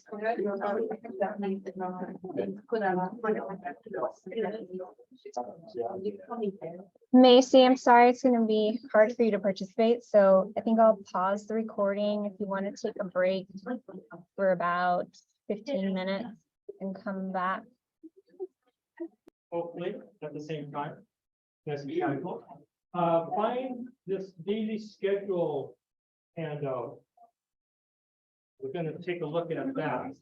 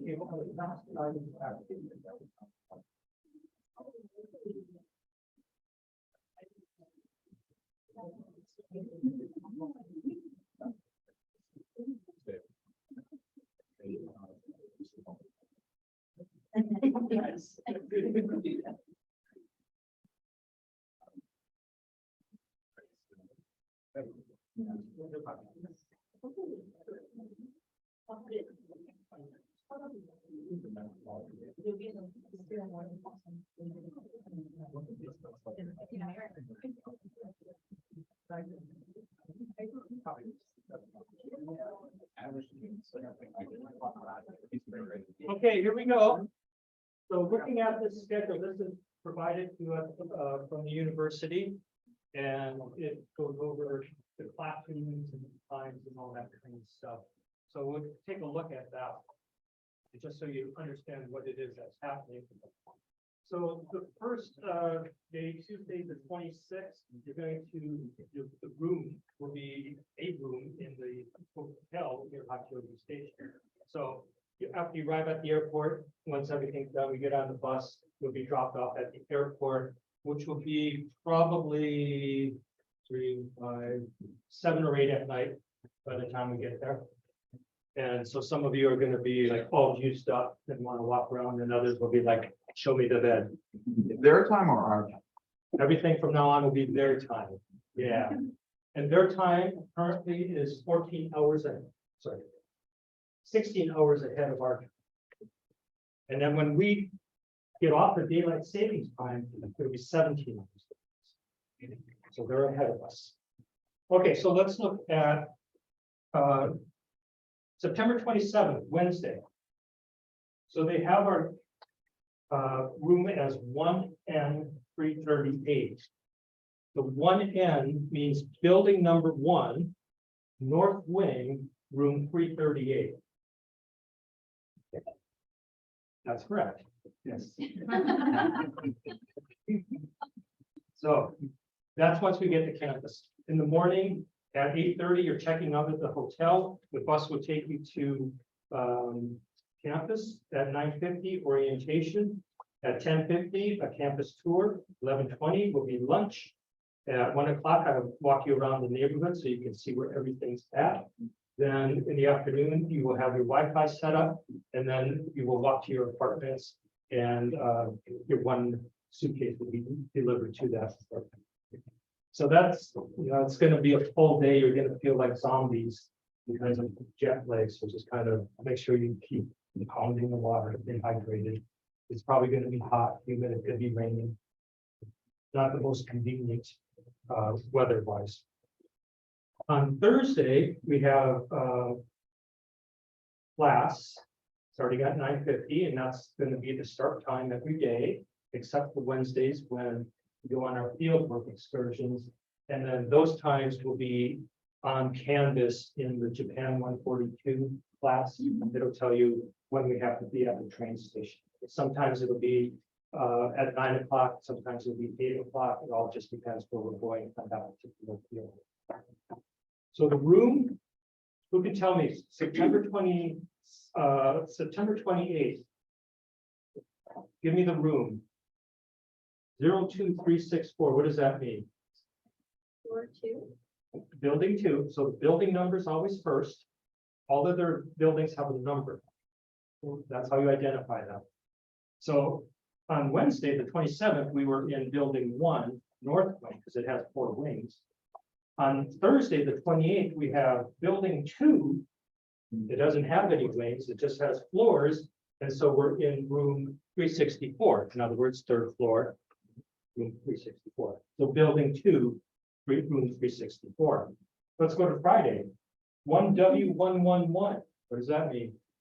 Building 1, you got it. Building 1, west wing, room 111. So that's the code. Building number, wing, if there is one, and then room number. So and this schedule is what we have right now. It may or may not be the same once we get there. During the orientation on, is that Thursday, no, Wednesday, they'll pass out the most current schedule. But how you read it is basically the same. Now, the first important thing is that on Sunday, October 1st, we go on our first field work. And this is with the KU students. So do not make any plans for Sunday, October 1st. They'll give you a detailed schedule in the orientation packet. But I think basically we're going to meet on campus around 8. We'll get on a chartered bus, drive up to Kawagoe, and then spend the day, and then come back around 4 or 5 in the afternoon. So all you need to bring for that is money, camera, and note-making materials if you want to use paper. Okay, so then we're into the first full week. We have class on Monday, Tuesday. The buildings are identified. Then Wednesday we have our, they call it a field trip here, but officially it's what we call field work experience. So that'll be on Wednesday, and then Thursday, Friday, we're back in the classroom. Then Saturday, Sunday, and Monday is the University School Festival. So that festival is not mandatory. You don't have to go to it. But did you guys go last time? Was it last year? Yeah, yeah. And the school festival? Last time, yeah. Yeah. Okay, so you heard it straight from last year's students that both the first field work and the school festival, good things to do. Especially if you like to eat, right? Absolutely. Yeah. And then Sunday is the national holiday called Sports Day, so we do not have class on Monday. Sorry about that. Let's turn over to the next one. All right, so then we're gonna pretty much rock and roll on the same thing. In this case, Tuesday, Thursday, Friday in the classroom, Wednesday we go out on field work. You have your weekend free to do whatever.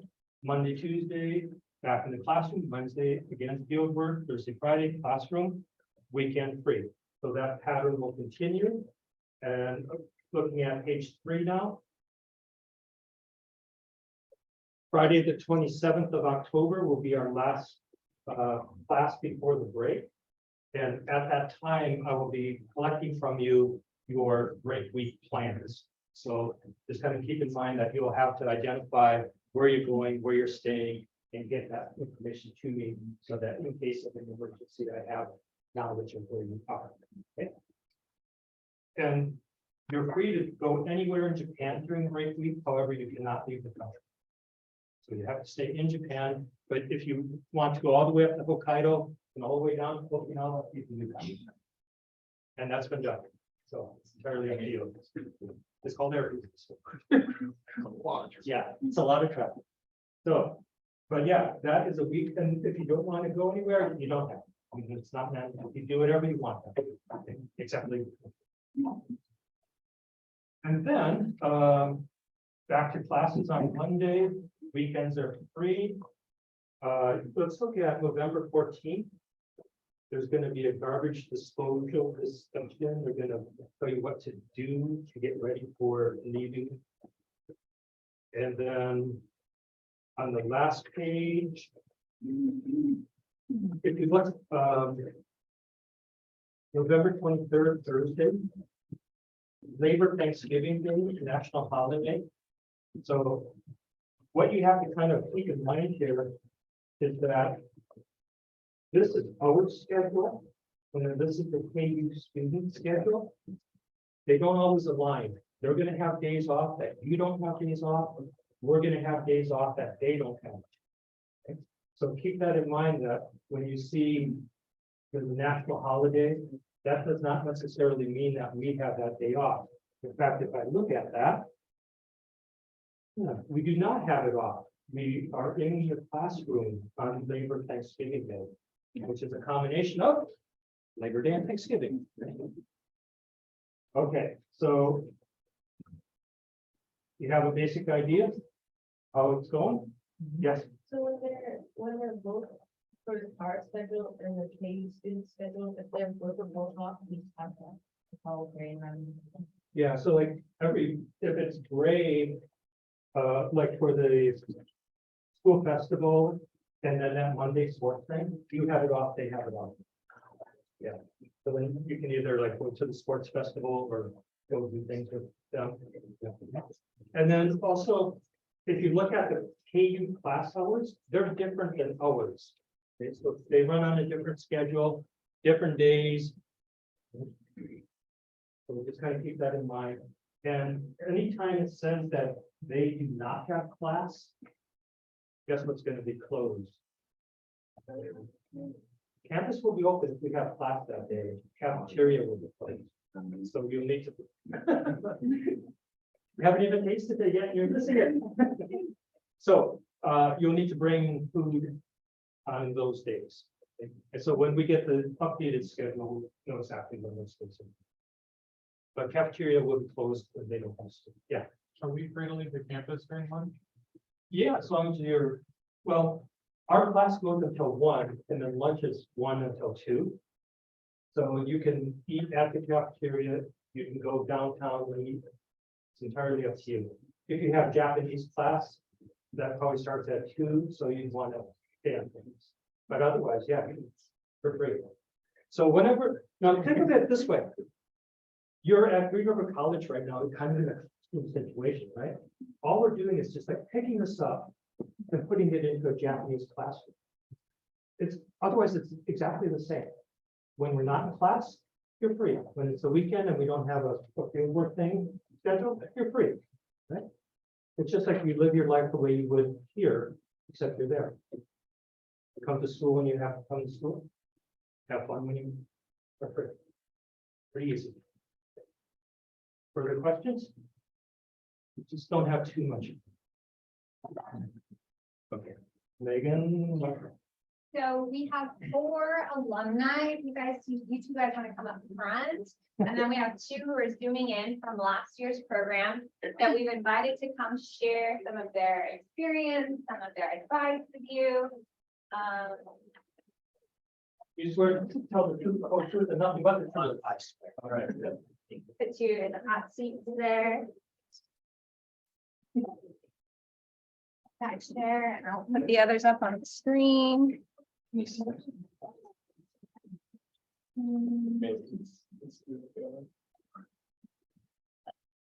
Hey, Sam and Allison, if you're able to turn on your video, that'd be cool. Okay.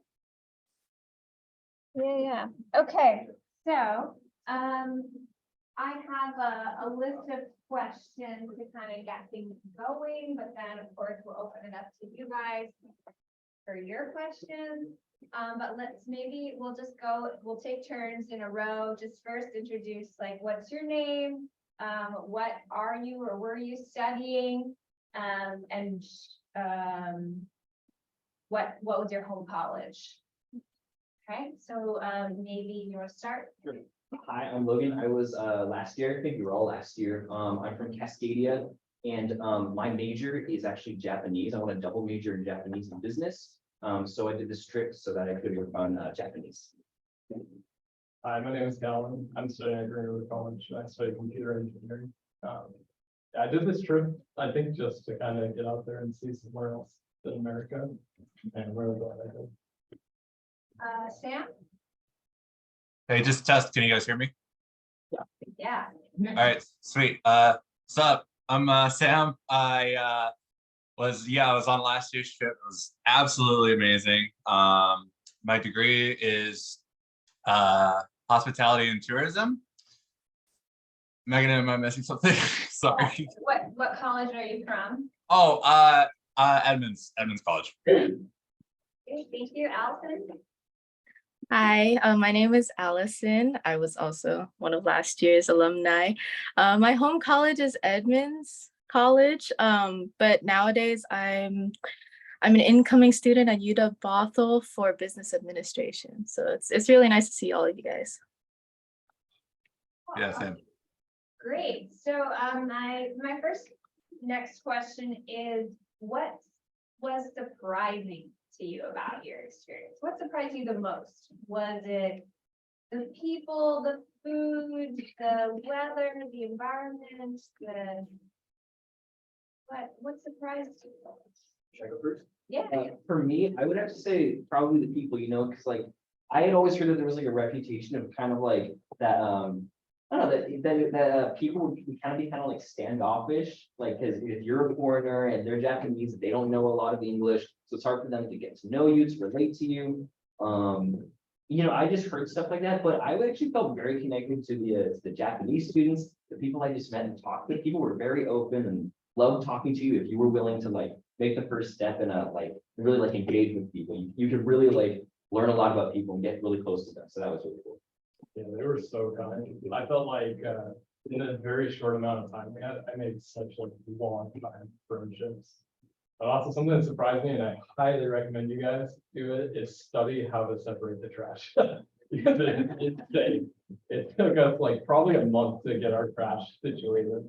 Because if it's not separate, you can't throw it away. So it'll just be sitting in the park. So definitely study that out. But yeah, it's just like it was crazy how different the town next to you would be from your town. And it's like traveling between like California and New York in 20 minutes. Sam or Allison? Allison, you want to go first? Okay, yeah, I got you. Yeah, definitely the people surprised me as well. Like, because you could literally just reach out to one of the students, literally just text them and they'll just respond. I thought that was crazy to me. And what also surprised me was the weather. Like beforehand, like when we had our orientation, we were told that it was going to be like kind of hot when we would first arrive there, like a little humid. No, it was like it felt like my skin was burning off. I would get back to the apartment just sweating every day. And then like just like a month later, like it got super cold. And then I was freezing my hands off. So, definitely be prepared for that. Pack accordingly. And don't forget to bring a handkerchief because I made that mistake. I forgot a handkerchief and it was not fun. So yeah, that's all from me. Oops. Yeah.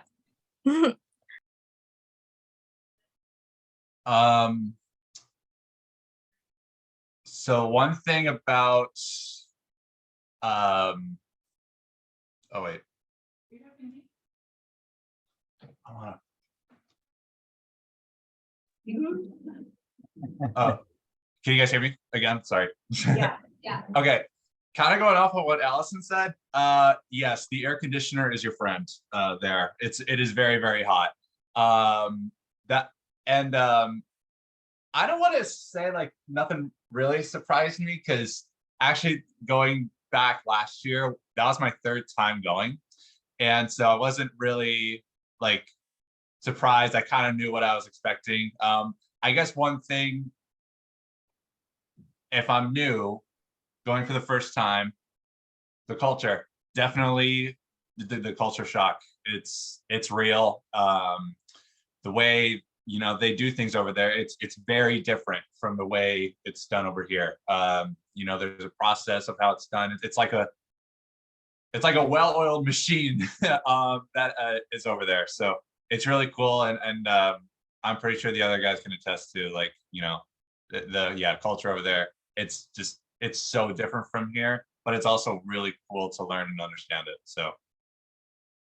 Yeah, that's a perfect lead because my next question is about culture shock. So how did you experience culture shock and or homesickness, and how did you deal with that? For me, I think a big thing about the culture shock was everything's more compact. I'm used to it being here in the US where everything's a lot more spread out, like to drive across the state, it's a huge amount of area. It's like everything's so spread out. But like over there, everything's very, very compact. It's literally like you're in a different town if you walk for like 15 minutes. It's crazy. And so including with that, like your living space is a lot smaller. And that was a hard thing for me to deal with because in our living space, we had 4 people in one room and it was very small. Our apartments, they're like 2 little rooms that are like half cut off from each other. You have the kitchen and then you have another room, but that room is kind of just used for luggage because we can fit a person in there. So we had 2 people in each room and this small living quarters. So that was, I think, the hardest part to get used to. But still, after time, like you get used to that culture shock. It doesn't become a shock anymore. You just get used to it. So yeah, that was the big thing for me. The kind of along those same lines, like riding the trains and stuff, like it's super easy to be like loud and talk on the train stuff. But you guys gotta realize no one but you is doing that. And no one eats on the trains or anything like that. So, or like if an elderly person comes, you have to like stand up and get out of your seat. So it's like a really respectful thing to do. It'd be like if somebody's holding the door open for you here, and just like slammed it in the face. So I'd say that was like probably the hardest thing. And then the small rooms, definitely pack light because you're gonna buy a bunch of stuff there. Don't bring a lot of stuff.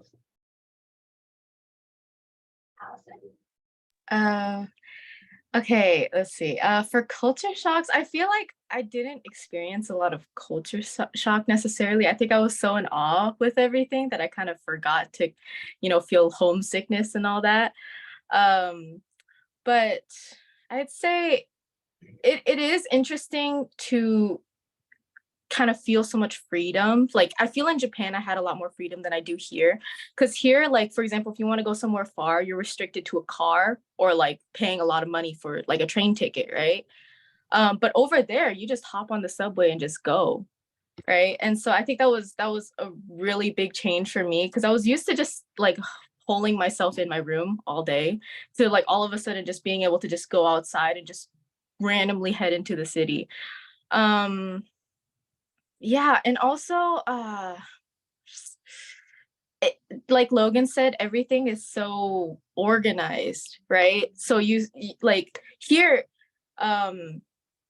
here, for example, if you're in a queue, it just gets kind of jumbled. You don't know, sometimes you can't really tell where a queue ends, right? Over there, it's like you have these neat lines. People just like in neat lines and all that. Yeah, that's about it for me. So question about school. What was your homework load like and how did you balance your academics with your free time? Honestly, the workload, there was a workload, but I don't think it was insanely like difficult. I don't think it was terribly unmanageable. You know, a decent amount of the workload is just going and doing the activities that you do on like the Wednesday thing, you know.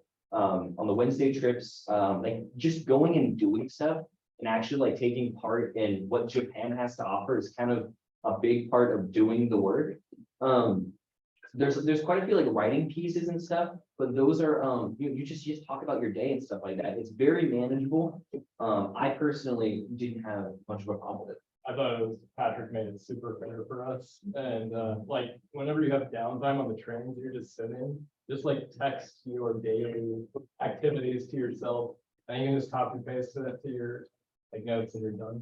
But some people would wait till like last minute, and be like, I have to write 1,500 words, but like, yeah, it's not that bad if you do it like a little bit at a time, and as you're experiencing the thing, it's easy to find. Yeah, it was definitely a manageable workload. I was one of the people that actually like procrastinated until the last minute. Don't do that. I definitely don't recommend it because you might be pulling some all-nighters trying to finish up your work. So definitely space out your work like Logan and Callan did. Yeah, it's definitely it's doable. It's really easy workload. It's just something that you have to space out throughout the week. Yeah, and you'll have like time to like after school, you'll have time to go somewhere if you want. Like it's all digital. I believe I don't think there was any like paper work. No. Yeah, so there wasn't any paperwork. It's all digital. You can pretty much just do it all on your computer. You can go to like a Starbucks or something and take care of it there. It's actually really cool because I just found a quiet place, got all the work done in like a couple hours, and then was able to head home. So it's pretty manageable, but at the same time though, you got to get good at the managing the time. Otherwise, yeah, you're going to be in a little bit of trouble.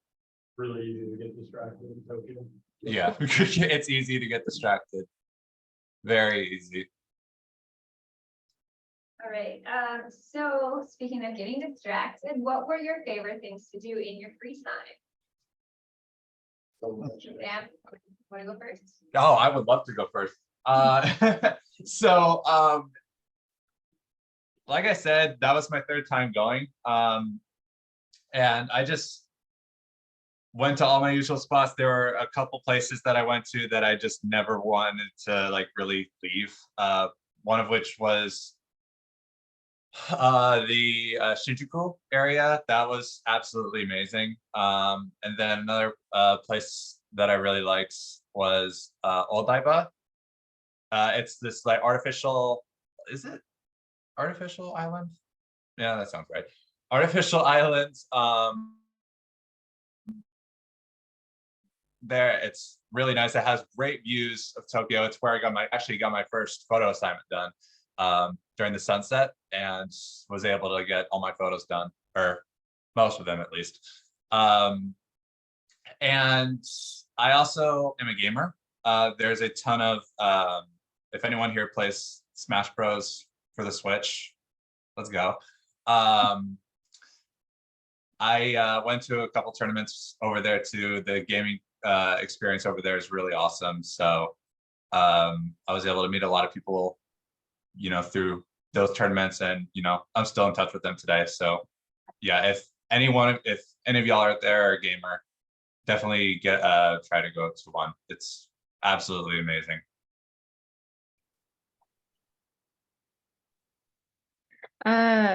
Yeah, for me, I kind of just like exploring, going out. Specifically, like if I was bored or I didn't have any homework to do, I would like to just honestly just head out to Hachioji Station and kind of see what like little food booths they had open in the station.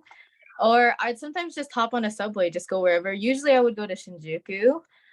There was one time I went to Odaiba. I loved Odaiba. If I think it's in Aqua City, if you guys ever have the chance to go to Odaiba, in Aqua City, there's like a small little retro arcade. It's super cute. Totally recommend. I don't remember the name, but yeah, yeah, it was just since you're in Japan, you kind of like have the freedom to just go on the subway, like I said. So it's nice to just be able to like just hop on a bus, hop on a subway, just head to one of the big cities and just walk around, go shopping, eat food. So it's definitely a good pastime, I will admit. Aside from that, I kind of like I liked conveni hopping. Like I would just go to a lot of random convenience stores and just grab random food and desserts. So yeah, that was my idea of fun when I was there. I'd say the same, actually. I was gonna say, if you guys haven't bought them yet, buy the JR Rail Pass, because you can ride the Shinkansen both ways, like unlimited. So it's one, you can do up to 21 days, which is a big chunk of the trip for you guys. So I would say totally do it. It's worth it. Because one train ticket, I think, one way is $80. It's not, it's almost three trips. I went to Kyoto like 6 times. Like me and my roommate Will, we'd wake up at like 6 a.m. and just hop on it. I'd say go explore every day. There's gonna be days when you're like, oh man, this sounds like it's like junk. But just remember, like you're in it looking for a very short amount of time. Just try to go as far as you can, see as much as you can, get as much as you can. I mean, I personally would recommend, you know, like what I did a lot of myself was I would hang out with other students in our group, and also students that were there in Japan, that were Japanese students. You know, they have a really nice turf on campus. We would sometimes play soccer together. There were other things we do. We'd go and just like hang out and go have dinner with students all together. We'd be like a big group and we'd all do stuff. Most of the time, if I had free time, rather than just like I'm doing something on my own, I much prefer to do things with friends because it felt more comfortable and safer as a group to go do, if you're going to go somewhere far off, like we always did. It was always safer, more comfortable, and more fun with the group. And so we'd go do that. You know, some things we'd get recommendations from the Japanese students because they know the place. But then also we look up places ourselves, we discover places ourselves and go do that on our own because it was just fun to go and explore. That's the main thing. Just if you have free time, just go and explore. All right, so what did you each do on the travel break week? Did you go out of the city? Did you stay in the city? I went to Okinawa, which is it's an island. It's kind of like Hawaii. It's like the Japanese Hawaii. It's very far south of the mainland. For the week, so yeah, it was me and like a small group of other people. We went down. We took a flight down for the week. It was only a few days, but it was beautiful down there. You know, like we got to do tons of stuff. We got to go to the beach. We swim on the beach. We got to have, we wanted to see there's like a castle down there that we wanted to see, but we didn't get to see that. We didn't get to see an aquarium, all sorts of stuff. The coolest thing was we got to snorkel. We got to snorkel just huge reef on this massive sandbar, and it was really awesome. So for us, we went down to a tropical paradise, you know. We play it really humble, but that aquarium's like the biggest aquarium in the world. Yeah. They have like giant whale sharks. We went to Kyoto and we wore like kimonos and went to a giant temple called Kiminzadena. And then I think we hit up USJ afterwards, which is just Universal Studios Japan. Here in America, that sounds like a crazy expensive trip, but in Japan, it's like $50 to go to USJ.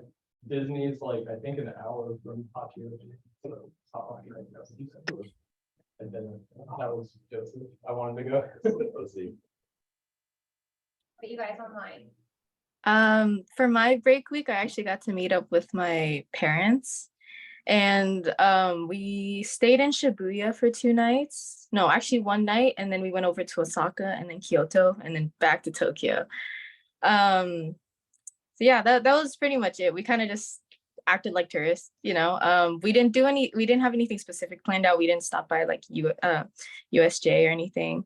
But what we did check out was like different fish markets, like in Osaka. I forgot the name already, but we went to like a fish market in Osaka. We went to Dotonbori. Super fun, highly recommend.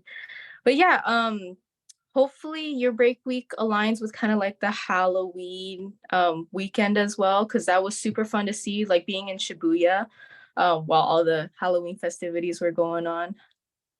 It's awesome. It's awesome. So yeah. Yeah, say my parents actually or yeah, my whole family came over for the break week. My mom and sister. This was their first time actually going to Japan. They had never been before. Well, okay, no, mom and sister came back. And we stayed in Tokyo for, oh gosh, I think like 5 days. And then after that, we went to Osaka for I think 4 days. And I can vouch for Dotonbori. It's pretty cool. And then yeah, came back to Tokyo again for one night. And they really liked, if any family are thinking of coming over, Ginza, highly recommend Ginza. That place is absolutely just mind-blowing. Just from the building structures to the shops, it's just unbelievable to look at. And yeah, same, if it's on Halloween, that'd be pretty dope. So yeah, go there too. All right, so I'm gonna open it up to you guys in the audience. Do you have any questions you want to ask the alumni? Ask me anything, guys, go for it. Yes, you. What was did you stick to your projected budgeted amounts on your trip? Or did you go off or nothing? Me, I stayed pretty much in my budget because I think these guys went away with a lot more souvenirs than I did. I kind of wish I bought more souvenirs when I did, because there's some really cool things you can get. But I didn't do a lot of that. I didn't do a lot of unnecessary spending. Like I paid for, transportation all the time. I paid for food all the time, but I didn't pay for a lot of extra things. And so I was well within my budget. And my budget wasn't like something huge. So like really, if you don't have like an insanely big budget, you'll still get by just fine. You'll still be able to stay in as long as you're not going crazy spending on extra things. On my side, we ate like a lot of like crazy stuff like Wagyu and stuff like that. We stay away from the arcades. They're so dangerous, but like you can spend so much money at the arcades. And then for souvenirs, I would say like if you're gonna buy souvenirs for people, what I found people like the most when I came back was when you go to places, they have like these dollar gotcha machines. Just buy those for people. You can get like pens, keychains, stuff like that. 100 yen, that's super cheap. Yeah, and well, remember guys, when we were there, the yen was really low. Yeah, it was really low. Because the country was still kind of shut down when we went. And then did I spend with my butt? No. I went pretty berserk. I won't lie. I went to Nagano twice for 2 separate weekends when I was there. And then I went to a little city north of Tokyo called Utsunomiya, all 3 of which involve bullet trains. So that set me back a little bit. But yeah, it's obviously going to be a little different because yeah, when we were there, the yen was like really cheap. It was really easy. Like I think it was like 65 at the start. It was like $65 for 10,000 yen or something like that, which is pretty good. And I didn't get a lot of souvenirs just because I didn't really think I needed it. Like, but that's just me though. I spent all of it pretty much going places during weekends. So yeah. Yeah. For me, I was one of those souvenir people.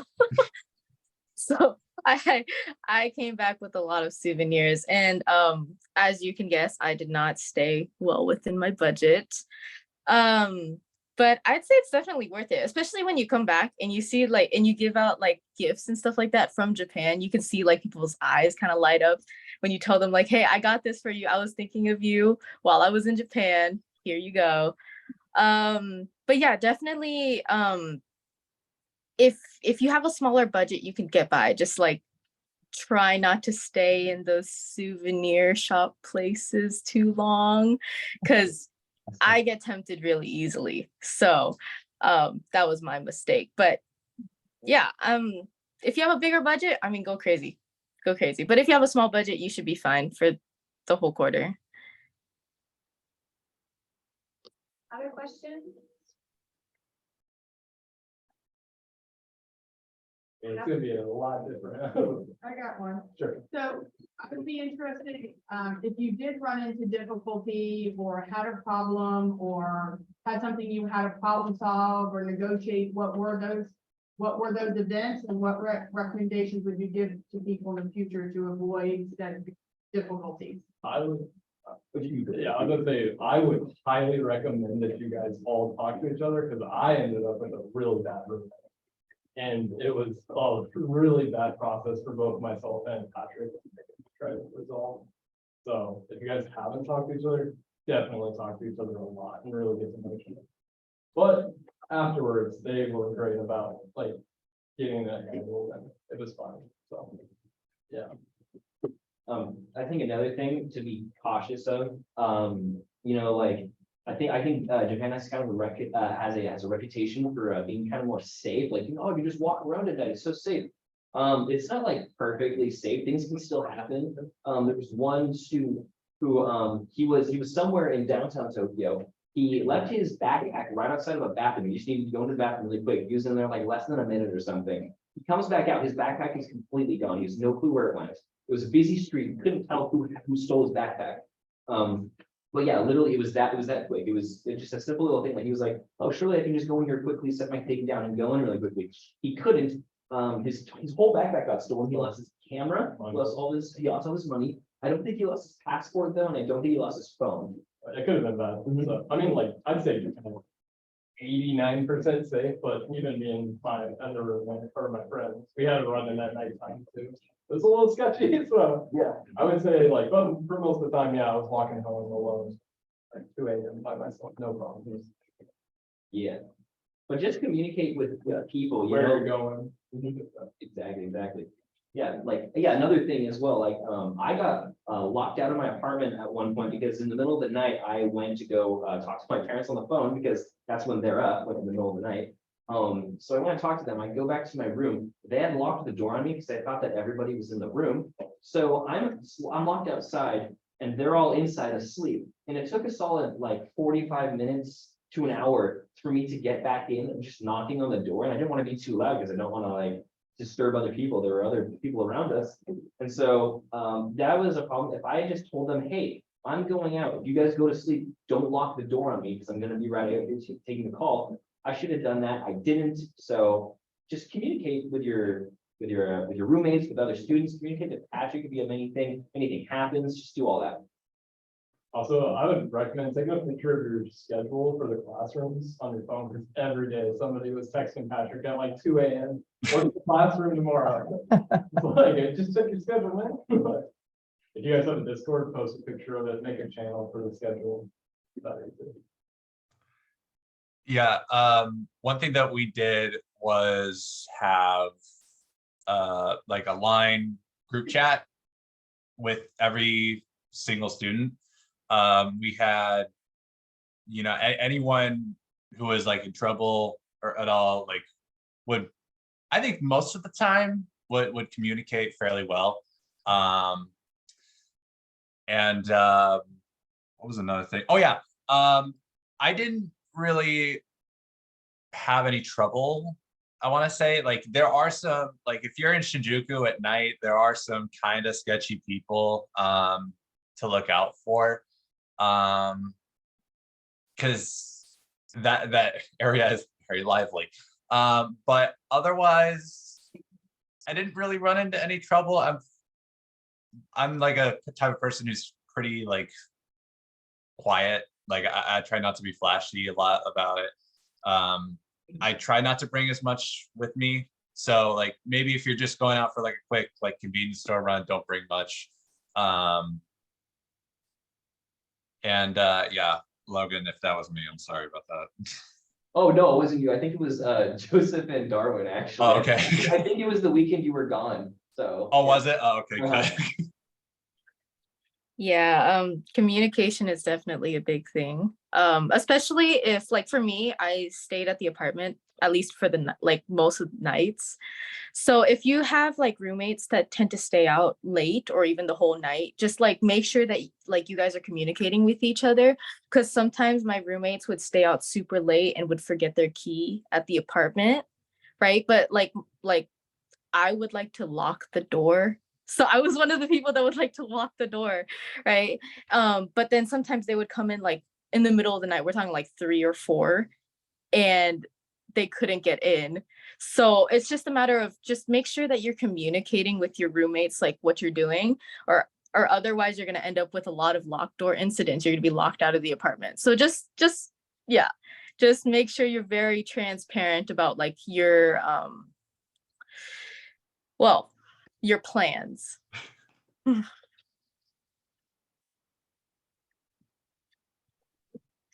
That's it for me. Is there any other questions? Yeah. How much Japanese did you guys know? I knew a decent amount. Would they like test us on the first day, or on one of the first days, you'll like take like a Japanese test just to see like basic stuff. And I did pretty well on it. I think most of the people did like just like only do like the most basic stuff. But it definitely helps to know a little bit of Japanese at least. I definitely would say I already had 2 years under my belt of experience. Having that was absolutely helpful. It wasn't necessary. Like there's translate apps. A lot of times people can speak some English, or there's the signs, of course. And in those cases, it's not necessary to have Japanese, but it is very helpful. Yeah, I'd say the same, like my level's pretty high, but I think for 2 things. One, if you wanted to get better, just use it as much as you can. Just try, keep tripping, and eventually you'll start walking. But you don't need it. Like you could go the entire time and be paying fast, you can you're fine. Just use Google Translate, Google Maps, you're fine. But you'll have a deeper experience that you try this Japanese. Because like they'll be scared to talk to you. And then you're like, and they're like, oh yeah, I do speak a little bit or a little English. And so then they'll like actually try to talk. Yeah. I think another thing though is I know a lot of people who like just start learning Japanese, or they want to go on a trip like this. They like just learn the very basics, which would be hiragana. If anybody has started learning Japanese, that's like the first thing you learn, hiragana. The thing is, I would actually recommend if you don't know anything and you want to learn something, I would highly recommend you learn katakana, because katakana is the other alphabet essentially. But they use that exclusively for foreign words. So most foreign words in Japan, most signs that have foreign words on them, they're all going to be in English. And so if you can read katakana, you can sound it out and figure out what word that is, it's going to be an English word. And so that can help you at a ton. I want to say like a solid like 30% of all signs that you see in Japan have katakana on them. So that if you read the katakana, you just know where you're going. You know exactly what it says. It's everywhere. And it helps out a ton. Yeah, it's really useful. So that's what I would suggest. Mhm. Yeah. Go ahead. Sorry. I was just gonna say, translator's your friend. Mhm. Yeah. Allison, go Yeah. ahead. Okay, so if you guys have been keeping up to date on the Discord server that you guys have, you'll notice that I tried to answer that question a little bit earlier. For me personally, I went to Japan with like basically no Japanese knowledge, and that like I mentioned earlier, it makes the first week pretty difficult because you're kind of just being thrust into like a new environment, not knowing how to speak anything, especially if you go to a convenience store. People at convenience stores talk really fast, and if you don't know like even a couple of the phrases that they're asking, you're gonna be very lost. So for the most part, yeah, it's just mainly like if you're going there with no experience, it's just gonna be that first 1 or 2 weeks that's gonna be really difficult.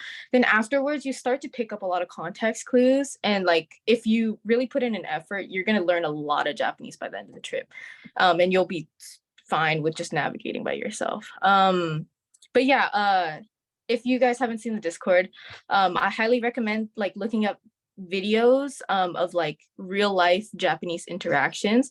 Like some people make videos where they'll record themselves going into like say a Starbucks or a convenience store, right? And they'll just record their interaction and translate it over to English, so you can kind of learn what the whole conversation will be like and how you should respond and all that. So yeah, I wouldn't worry about it too much. Like I wouldn't worry about your level of Japanese too much. Just make sure that you try to prepare yourself beforehand for what interactions you might have. They're so kind when you're like trying to speak. They're so patient and they'll wait. Yeah.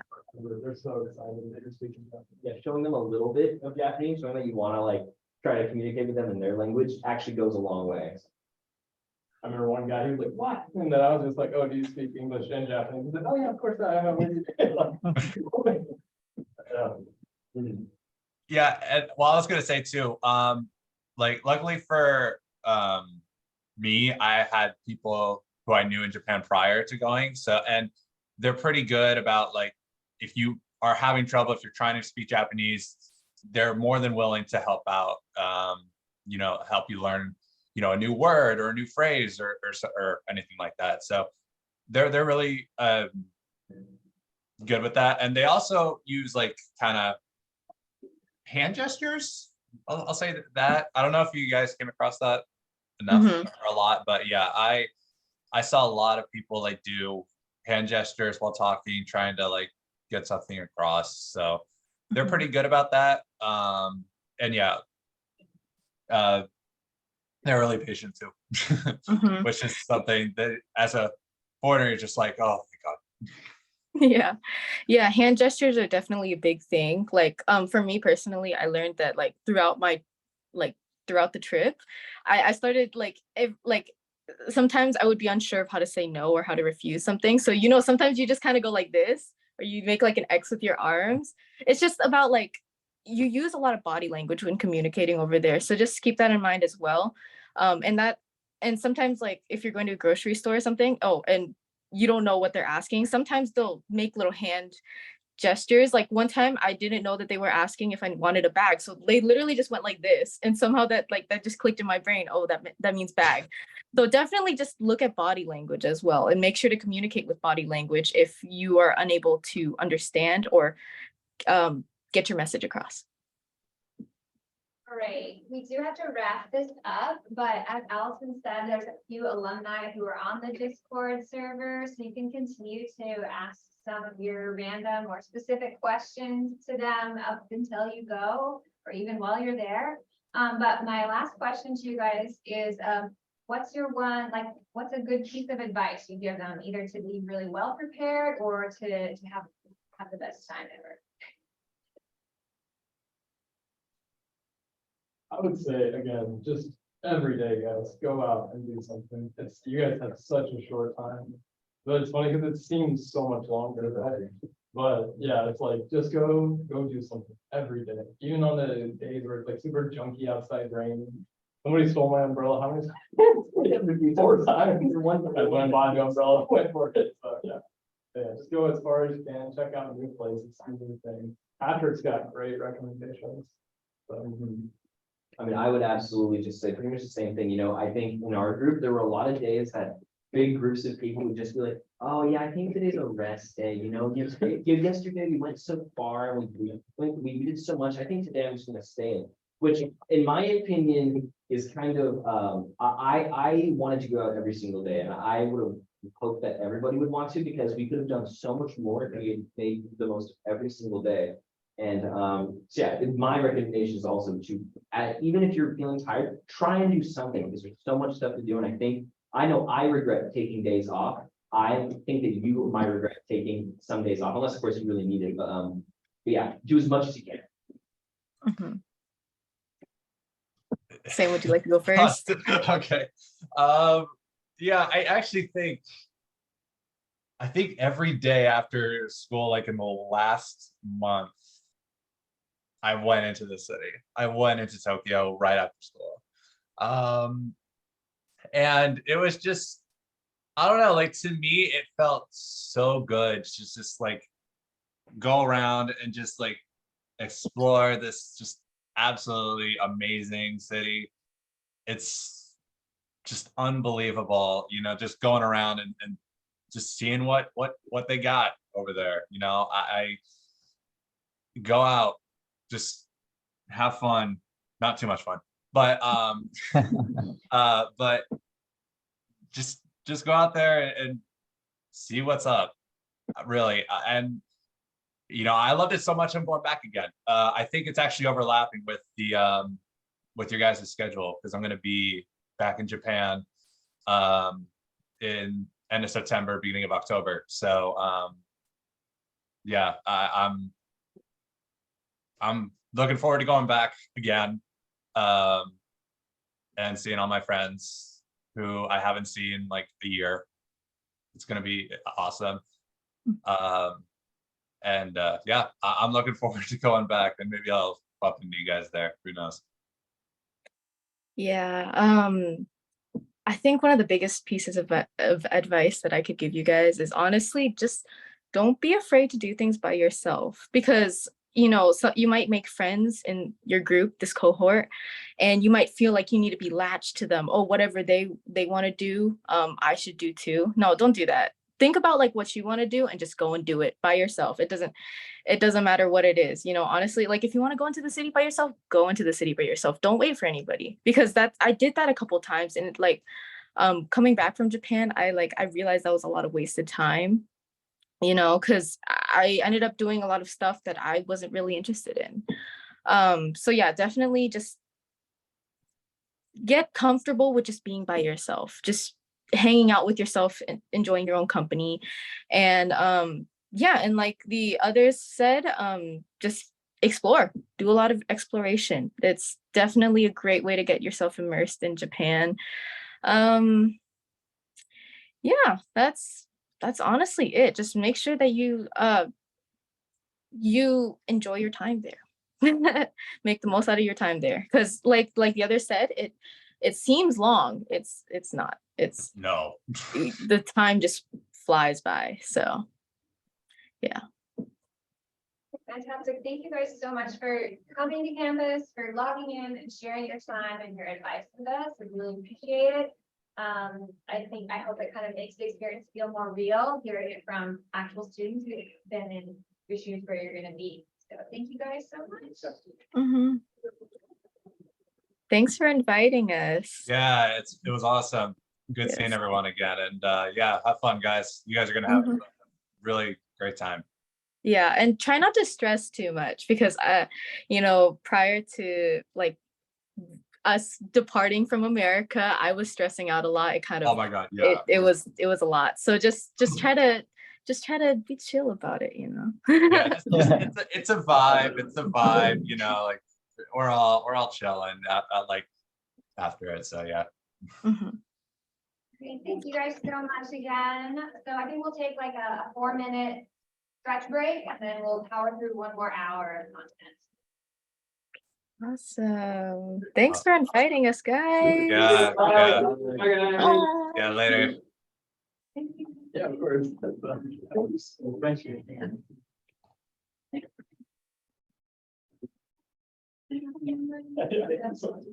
Yeah, we did.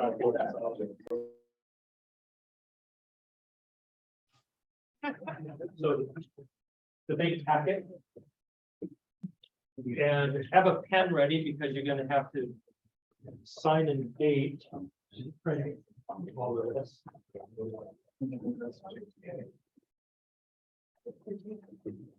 This page, we're going to.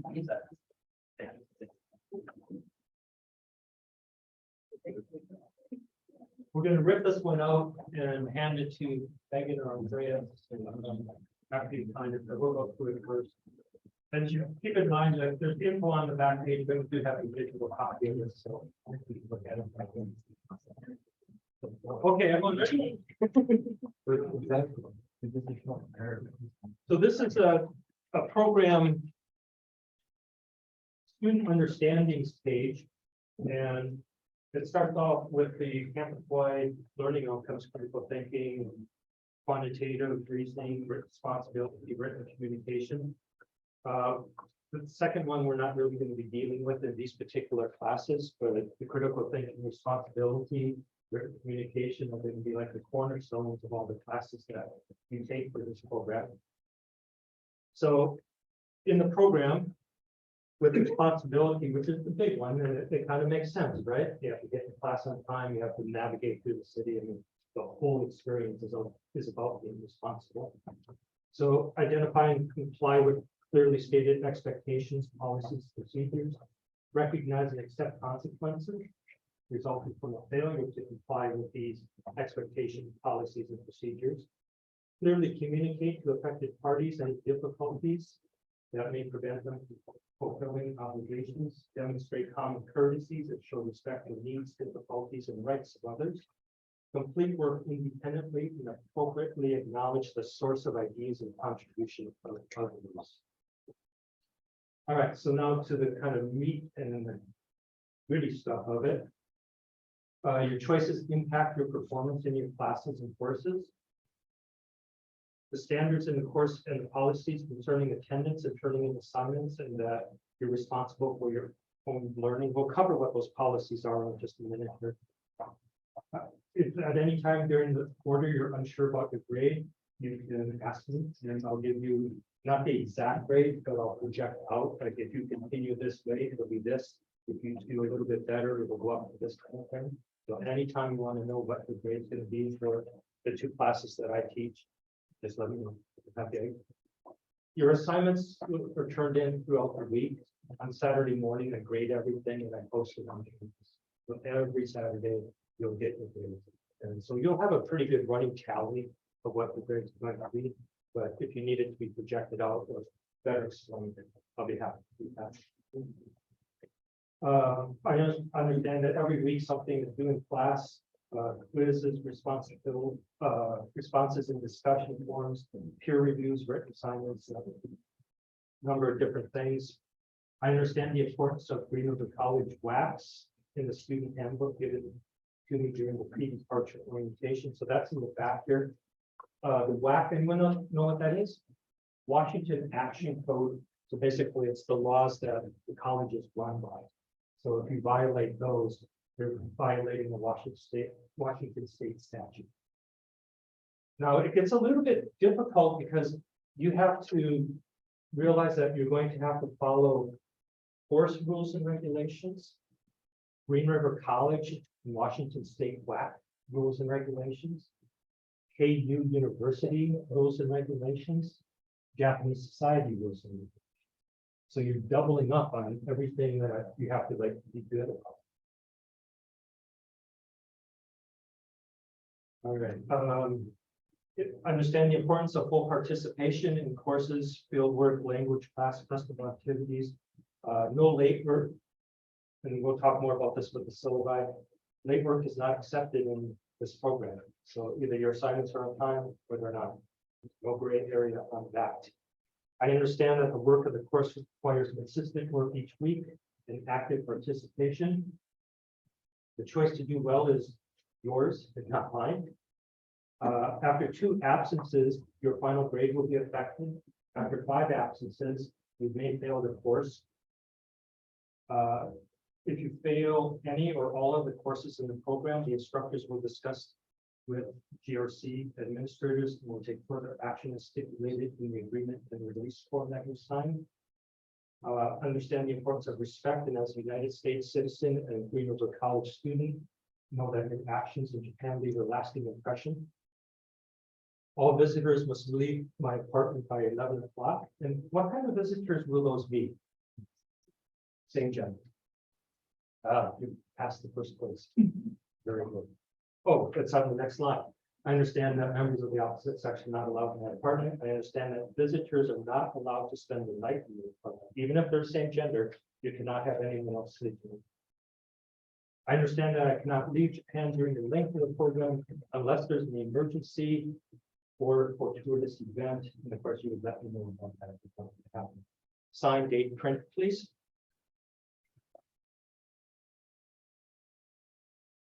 It's all common sense stuff. Again, it's 10 weeks. Does it go fast according to those four? Super fast. Yeah. It's easy to put up there.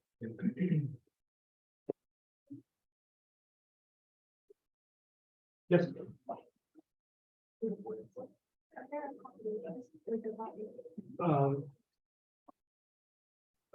The only accommodations would be if you have to in college and accommodation. Okay. So there was a question about the lake policy and then accommodations. And in order for you to receive accommodations in the classes, you need to have a form from your home college that states what that accommodation is. So if we get there and you come up to me and say, hey, blah, blah, blah, so can I turn in this lake? You don't have this on file with me, the answer is no. So this all has to be legal.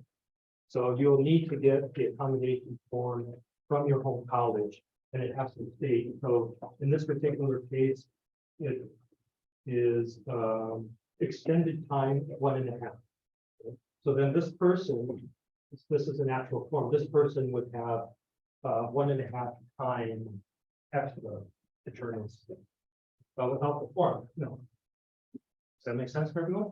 All of your colleges have this office that will generate these for them. So you just have to contact them and see what the plan is. Yeah. What is the general time for? You will have my Canvas courses, the day that school starts at this campus, they'll be published, which is before you leave for Japan. So everything will be open.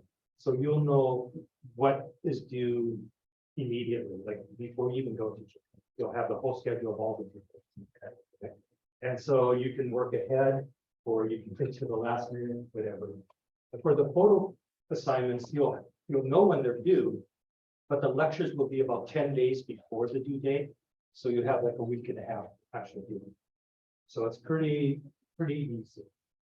Yeah. Do we need a request form for the like say? I think for that, if you think it would be an issue when we go on field work situations where we're going up and down subway stairs, then probably yes.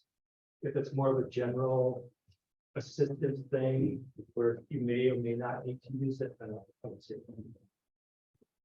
That kind of covered. Okay, I'm going to pass this form around, make sure I get it back, just so you can get an idea of what this college has for that form. Already, other questions?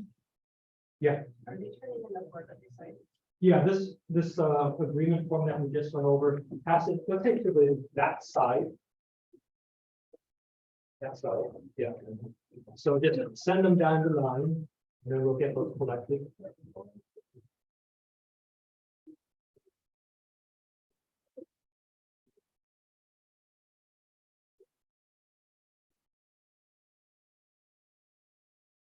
On the back of it, it had the cancellation policy. And so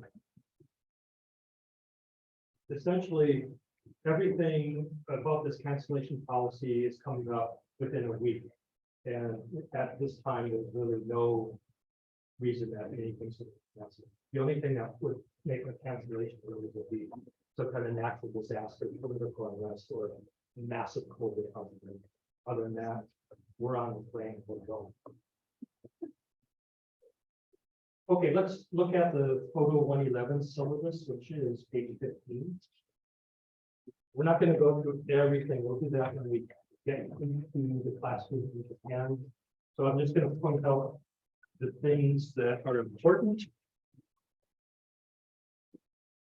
First of all, our classes start at 9:50, so there'll be two, 9:50 and then 11:30 is the start time for the second. So essentially 9:50 to 1 o'clock is the class time with breaks. They'll be in there, so it's not like solid all the way through. Japan 142 will be first class, photo will be the second. Now, every day that we're on campus, I'll be in the classroom at least by 9 o'clock, if not earlier. So you can come in, have a nice quiet place to study, do your homework, or shoot the breeze. Yeah. And you said for creative writing, we don't have a specific block where we have to sit down. It's a true online class, you do it whenever you want. Just meet your user. So on the schedule, the intensive Japanese class, that's the optional language class? Yes. Okay. Yes. Okay, so I'll be in the classroom at 9 o'clock. I'll help you with any of the classes, whatever you need, to make sure that you have a successful educational service. Okay, let's look at the text. In photo 111, you do not need a text. There is a recommended one, but everything will be on canvas. So no text required. So let's get into the materials. You need to have a digital camera, so not a cell phone or a tablet camera, so a real digital camera. And, you know, if you have like a DSLR where you can take off the lens, that's great. If you have what's, you know, basically a point and shoot, that's okay. My whole way of doing photography ever since I had my revelation back when I was in graduate school, the equipment helps, but it's really what's up there. I've seen some of the most beautiful images I've ever seen made with a shoebox pinhole camera. And I've seen some of the worst made with a Hasselblad $10,000 machine that the person had no clue what that was. The camera's helpful for certain things, but what it really comes down to is your mind and your vision and how you apply it. And so if you have a point and shoot camera, you do all the same assignments as the big DSL camera. You just have to make some adjustments. For example, let's say that for whatever reason, your camera doesn't have a zoom lens on it. So instead of going button, zoom in, and now, hey, I can see you, you're nice and clear, right? Instead of doing that, here's my zoom in. Okay. So just little tweaks like that makes all the difference. The camera to me is not important. This is what's important. Okay, but you do need to have a digital camera, not the cell phone. Okay, camera batteries, if you have rechargeables, that's great, then you can charge them up every night. One of the big pet peeves I have, we're out on the field work and you start doing some photography and it's like, oh, my camera's batteries are out. So 2 sets fully charged, or if we have just normal AA, always have spare batteries because the photo assignments have to be done on Wednesdays during the field. So if you don't have batteries, it's going to be awfully hard to do that. And they're cheap. Memory cards have at least 2, make sure that they're the correct ones for your camera. And my way of doing photography, I always travel with 5 memory cards. And when I photograph, it's like I do a shoot, so that means I'm like out for a long time photographing whatever it is. So I'll do about half a card, take it out, put in a new fresh card, keep photographing. When that's about half or 3/4 full, I'll take that out, put in another card.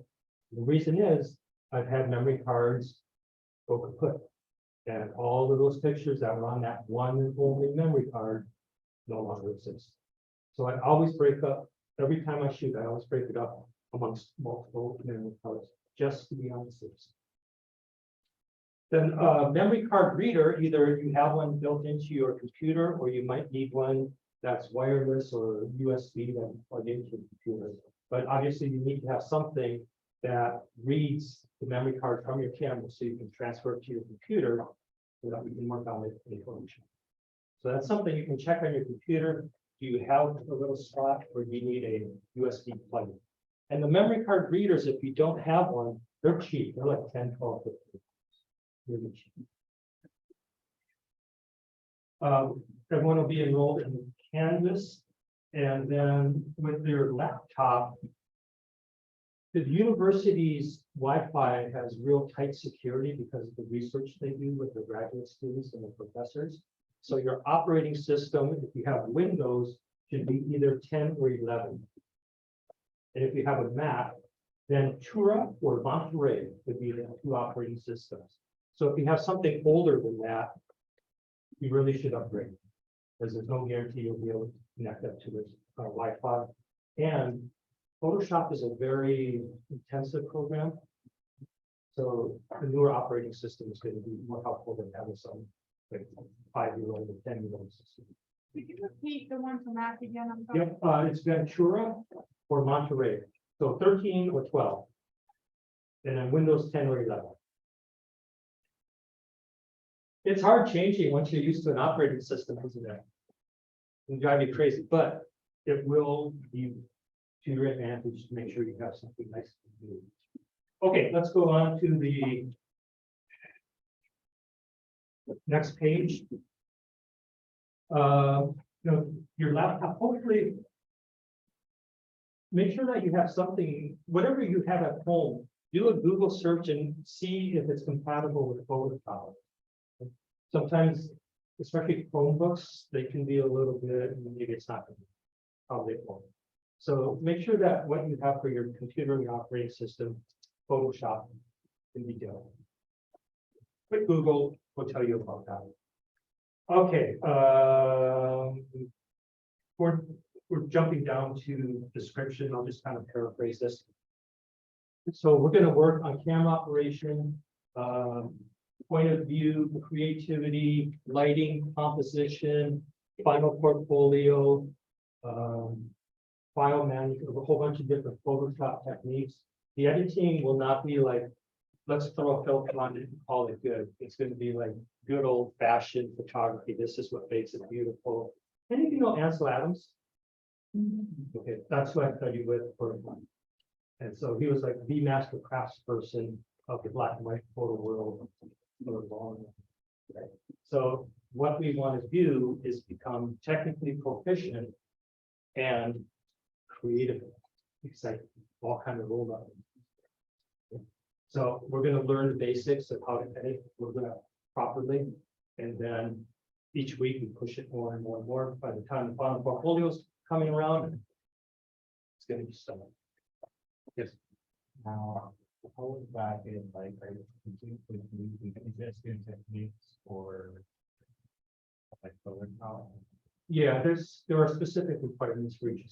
Because when my high school Photoshop, the teacher literally said, trying to use Photoshop or whatever. Yeah, that's not me. We'll have we'll go through the program and set it up to optimize for doing good photography. Then we'll have a procedure for how we approach editing. All right, let's turn over.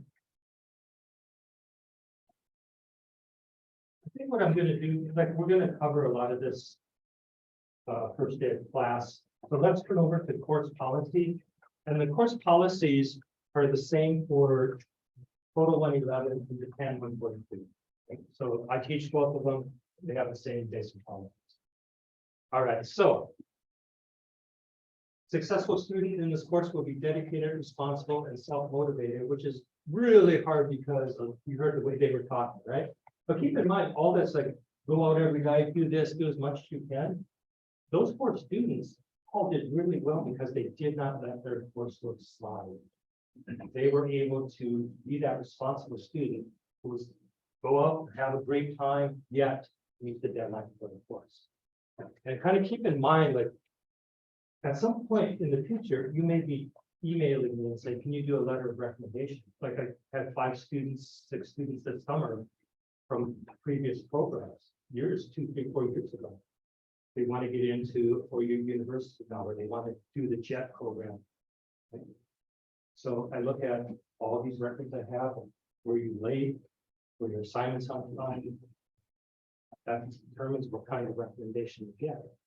So you just, and I'll be harping on you all the time in a nice way, but you do want to make sure that you understand this is a study abroad program, not a let's go party abroad program.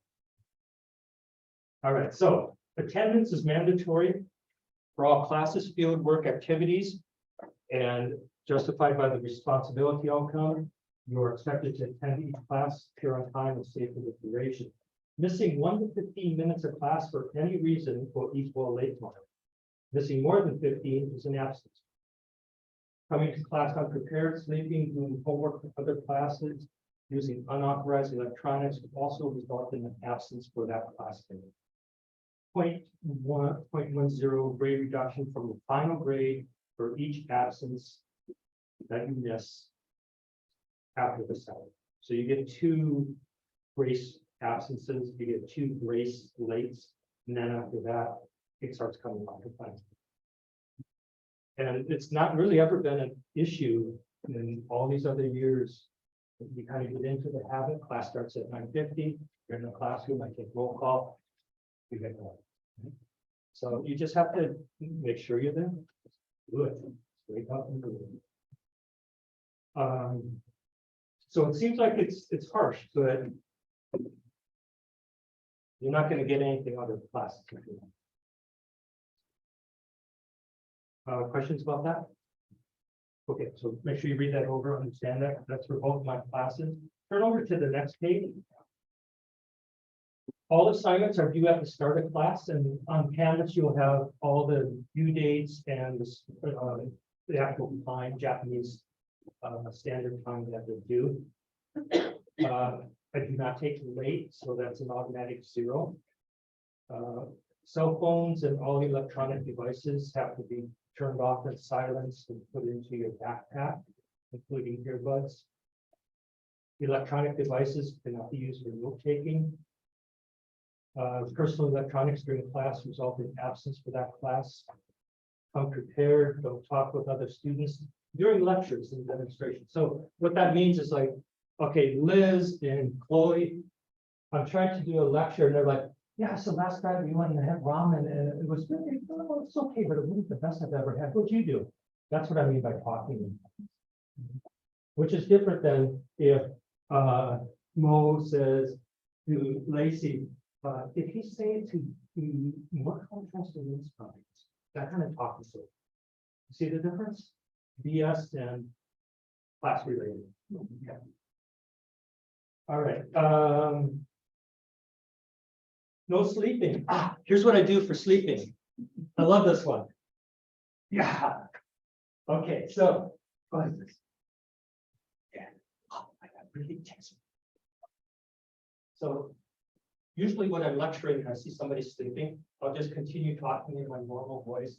So in Photoshop, we're going to learn how to do this today. And by the end of the class, we're going to that cold, wet liquid on the neck, instant wake up, better than an alarm clock. And it will wash off. So the first day of class, I'll bring in all the different colors of marker I have, so you get to choose which one you want to get swiped in.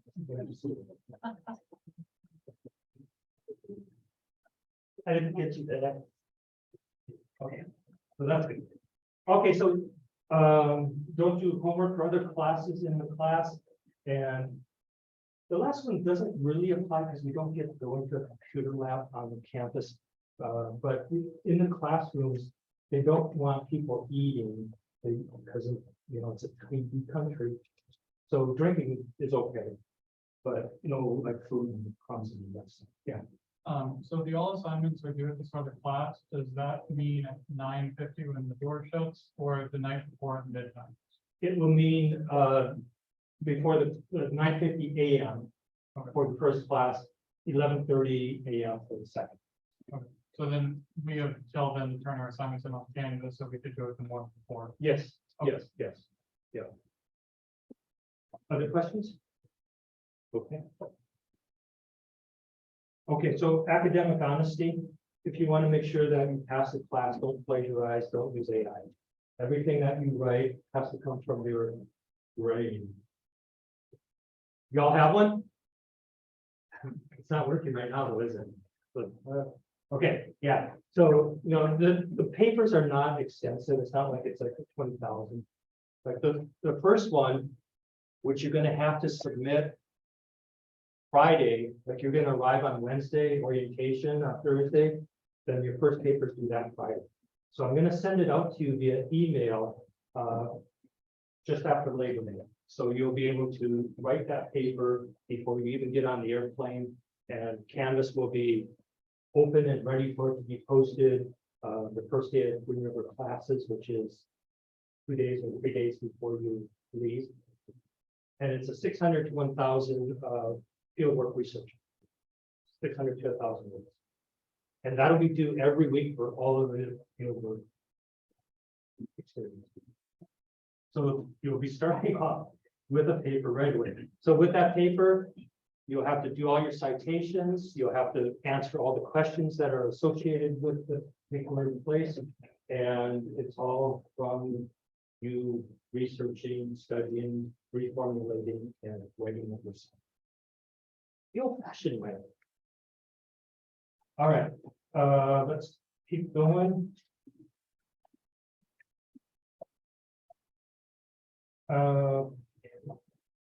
I think the big thing on the next kind of pages is that your photographic assignments are to be done on field work days.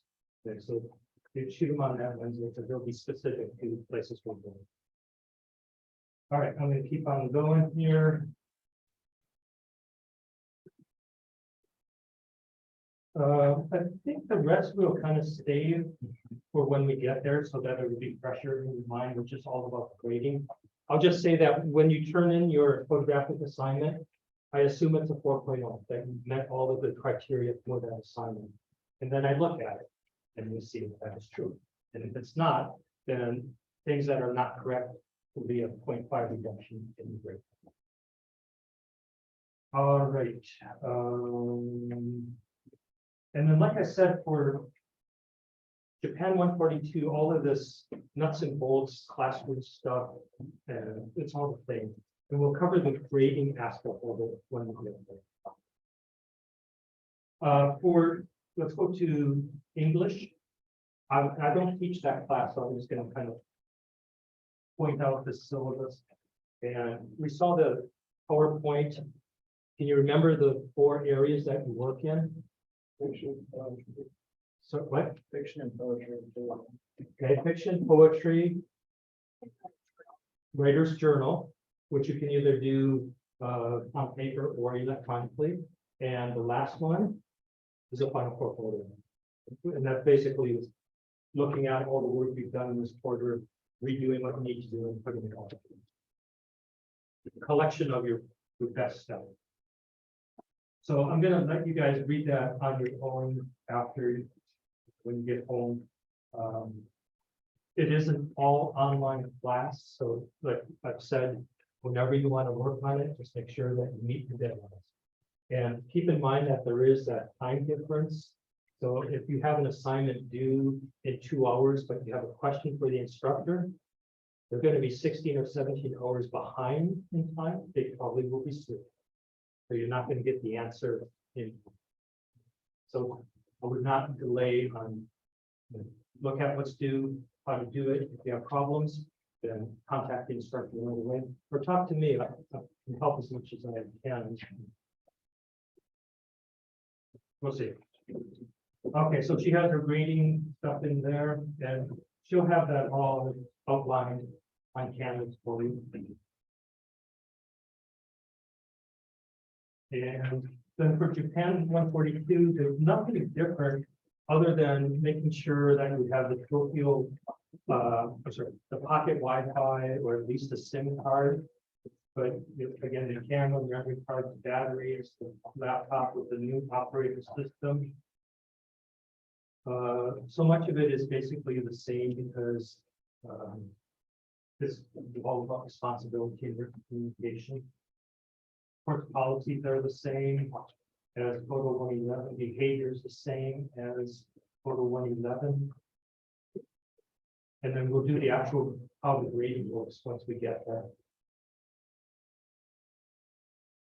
For this class, you will have the research paper, and then you'll have a lot of readings on the internet that you'll need to do, and then we'll have a test every Friday. Who votes for 100 questions? Okay, we had one vote, so that's 100. Do I have 200?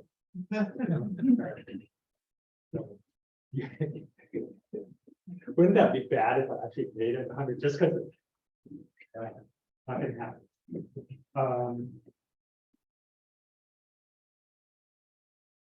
Draw questions if you have them. Oh, let's go to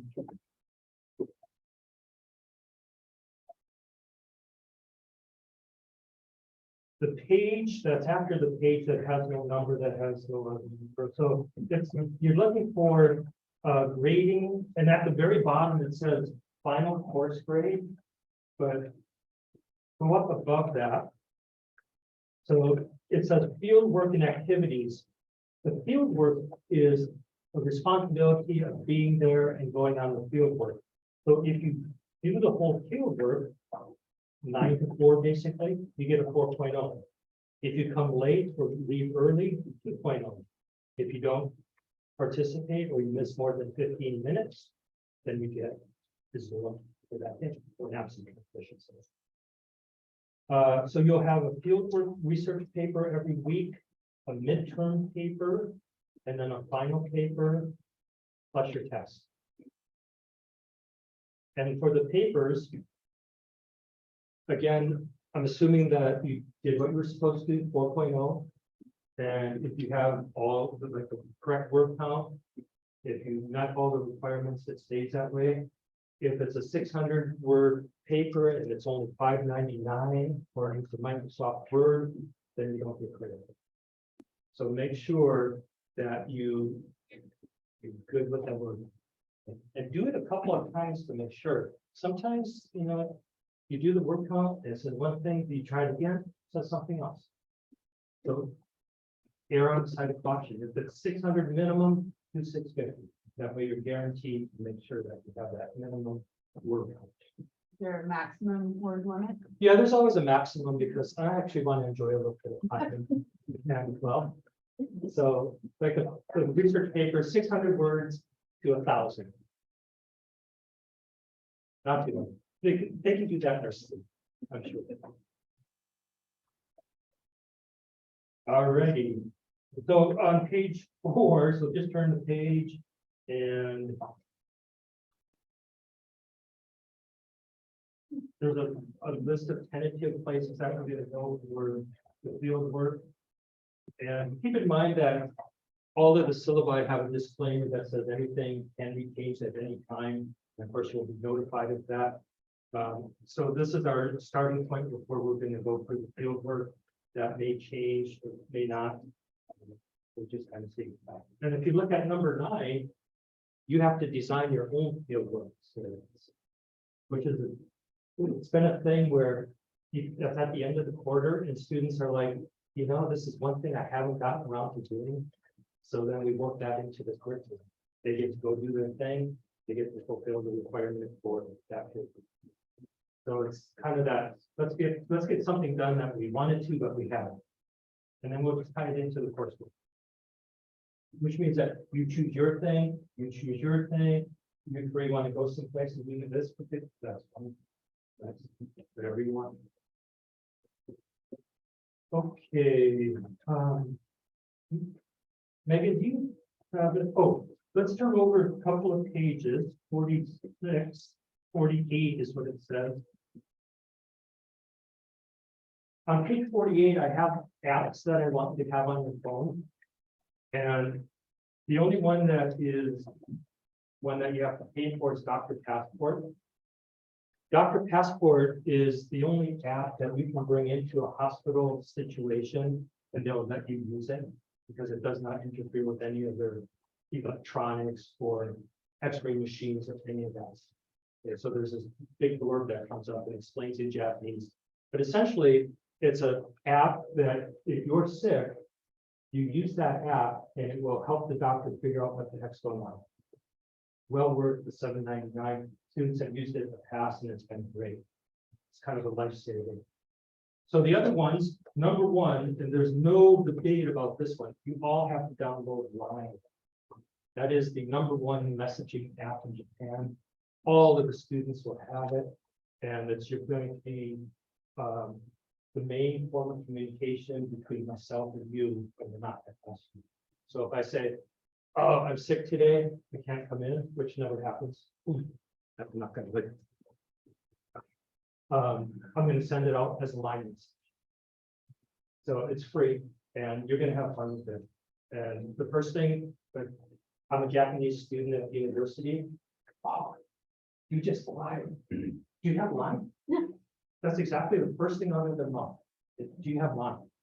And so you say, yes, and then you start getting a new friend, and then a new friend, and a new friend. And it just goes on and on. Okay, Google Maps or Apple Maps, or whatever your favorite map app is. Google Translate or DeepL, which DeepL is the one I use. It does a much better job on Google Translate as far as Japanese. So, and then again, it's free. The Japan National Tourism Organization, Tokyo Subway app, City Rail Map for Tokyo, disaster preparedness. Okay, that one is good because every year we have earthquake. If you've never been in an earthquake, that is going to change. By the time you come home, you're going to say, I have my protection. You will not believe this, but it's true. 3 Saturday nights in a row, just before 9 p.m., there was an earthquake. 3 weeks in a row, almost exactly the same time. Later, week later.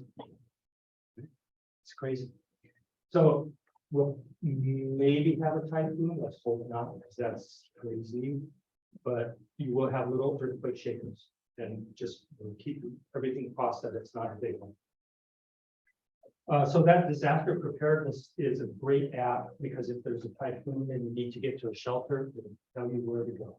They have an online map and it says shelter here, partial shelter, full shelter, all kinds of good information. The My SOS, you don't really need, you can cross that. That one's from last year. There's another one that's specifically for the earthquakes. And then some kind of Japanese station. That's the one I like to use. So all of those are free except for Dr. Trust. So have those on your phone and you'll be ready. All right. Does anyone, so there's a map here. You can see how complex the subway system is. And it does look complex on this map, but if you get the Tokyo Subway app, it'll be a lot cleaner and easier to read.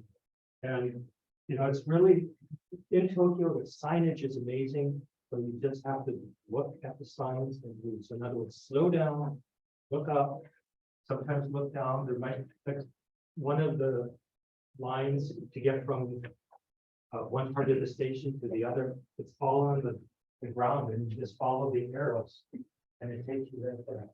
You don't have to think at all, just follow the arrow. Do you all have questions about the Japan Rail Pass? Anybody?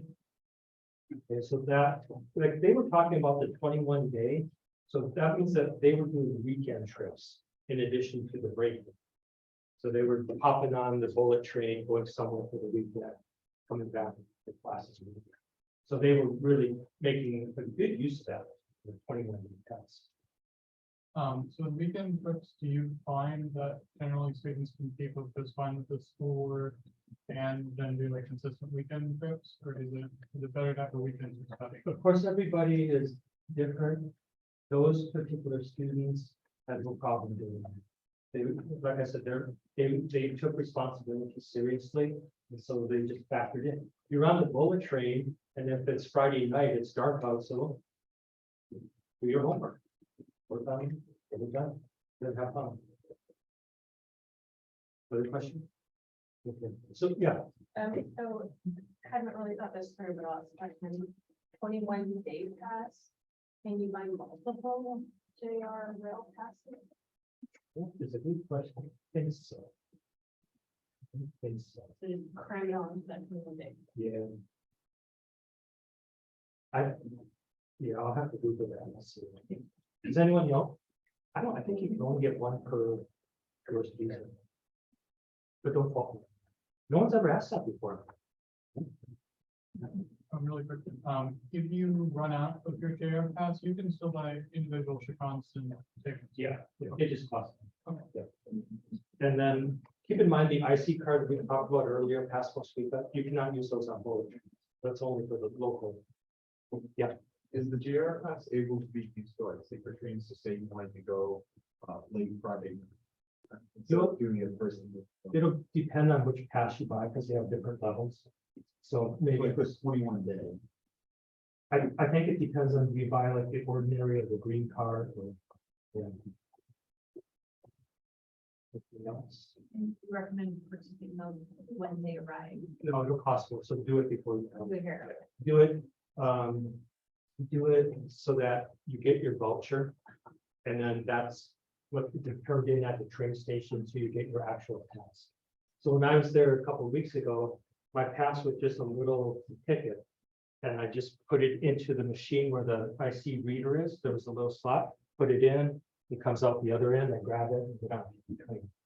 So it's not like any massively big thing, it's the size of the credit.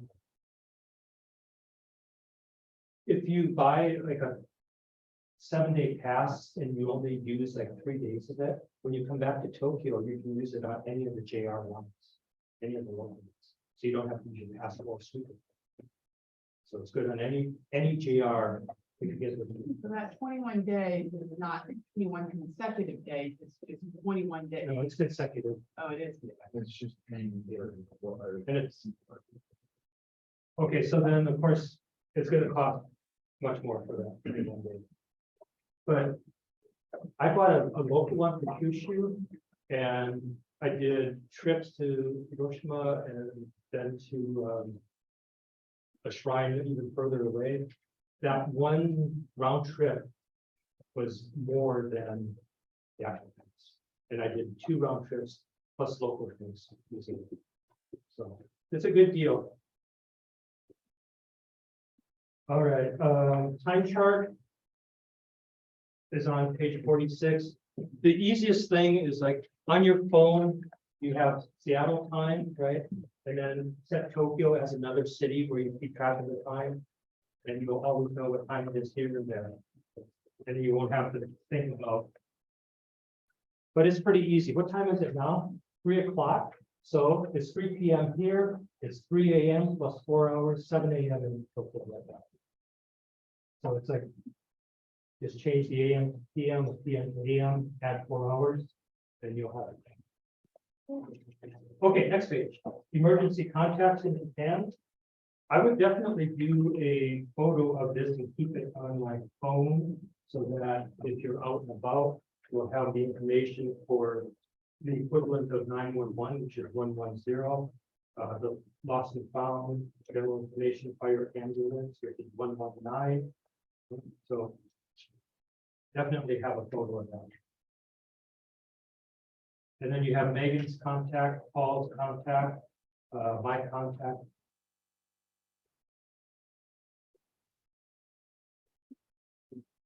And emergencies. Normally I'll say like, don't contact me after 10 o'clock. Because if it's not an emergency, if it's just like which classroom, like in so any kind of emergency, like something with the apartment, health issue, if it's an emergency, 24/7. Okay, but if it's not really an emergency, then the cutoff is 10 o'clock. Yeah. When's the earliest? Well, this is why it's 10 o'clock, because I usually wake up at 3 or 4 in the morning. So anytime after 4 should be good. But you remember the lockout story where Logan said that he went out to talk and Joseph locked the door on him? Took him 45 minutes. That was a guy's apartment, and then ladies were either up or down one. They started using line and contacting me. Somebody's banging on the door out there. We don't know who it is. We're scared. It's like 2 a.m. and Logan's out there trying to get in. And eventually we figured out what was going on, but they thought somebody was trying to break in. If we were in a position, for whatever reason, we couldn't get into our apartment, could we find a local hotel and stay there for the night? Yeah, you can, but that would be to me an emergency situation, so you just send me a line message saying that's what's gonna happen. You know, I'm not here to make judgments about what you do with your free time. I just want to know in case something bad happens. And then I can deal with it. But yeah, if you say like, you know, what, I want to get away from my roommates for a night, stay in my hotel. Just let me know. Okay, any questions about hotspots or SIM cards? You want to have something. And I prefer a pocket Wi-Fi over a SIM card if you have to make a choice, because it will be more dependable, faster, last longer. And if you like a pocket Wi-Fi, if you want to watch Netflix, it's great. We'll handle that no problem. Maybe the SIM card on your phone, trying to do that. Not a good idea. Okay, so page, it's called page 2, there's a checkout form. This is kind of to give you an idea of what I'll be looking for as far as information. So those weekend trips that those students from last year took, on Friday during class, they just let me know. They either send me an email or a line message. Hey, I'm going here for the weekend, meaning out of the area. Okay. Gonna go to the other side of Japan for the weekend, staying here. I just want to have that information. Yep. If we're just going to Tokyo, we still need. No, it's only if you're gonna leave the greater metropolitan area. If you're gonna say goodbye to those 37 million people and go see other people, that's when you do. So who you are, the date, when you're coming back, where you're going, if you're staying at a hotel, which one, what's their number. And we'll do, like, this was the free technology kind of way of doing it, but now you can send that information via line or email to me and that way. Okay. Japanese manners and etiquette. Number one, as they enforce from what I said earlier, do not be loud. Just kind of like normal talking voices. On the trains and the buses, nobody talks, nobody eats, nobody drinks. If they do, it's kind of like this. They're so ashamed that they're breaking the social norm. They're kind of like, and then hide it right away. It's amazing. I was going to show you something before everything kind of walked out a little bit. There was a story that I saw on my Japan newsfeed, and it was a Taiwanese photographer who had I think he had like a selfie stick, and he was on a really packed car and looking down at all the people hanging on to the little handles. And he talked about how Japanese society is like an onigiri. You know what that is? The rice ball, and how it's those rice balls are just perfectly, the rice is just perfectly packed in. So it's a beautiful, like I buy this triangle one, which is beautiful, no rice out of place. And that was his analogy for what Japanese society is like. Everything is perfectly in place and fits together so that there's no ickiness. I was in Norway, and it's similar saying about how the male bedrooms around the man's at 6 hours kind of down. Like what makes it work? You lose freedom. Yeah. But it works. And that's why you expect things all to be in the same place. Yeah. So the two things, the loudness, and then here's like a train platform, right? So in America, if you got onto the train here, we would be like this. That would be our queue, our lineup, right? Just all like, oh. Okay? But in Japan, it'll be like this. One line on this side of the gate, one line on this side. Okay? And then the train will come in, the doors will open, you let everybody off, and then you go. So these are the two things that when we're together as a group, I'll be looking for as far as how well you're adapting to the culture. Are you loud and obnoxious, like a true American? Or and then how do you do your lineup here? Are you just like help us out to the group and blocking everybody's path? Or are you doing the official nice lineup? Okay. So all these etiquette things, you know, read them, get a feel for how things are. Two things.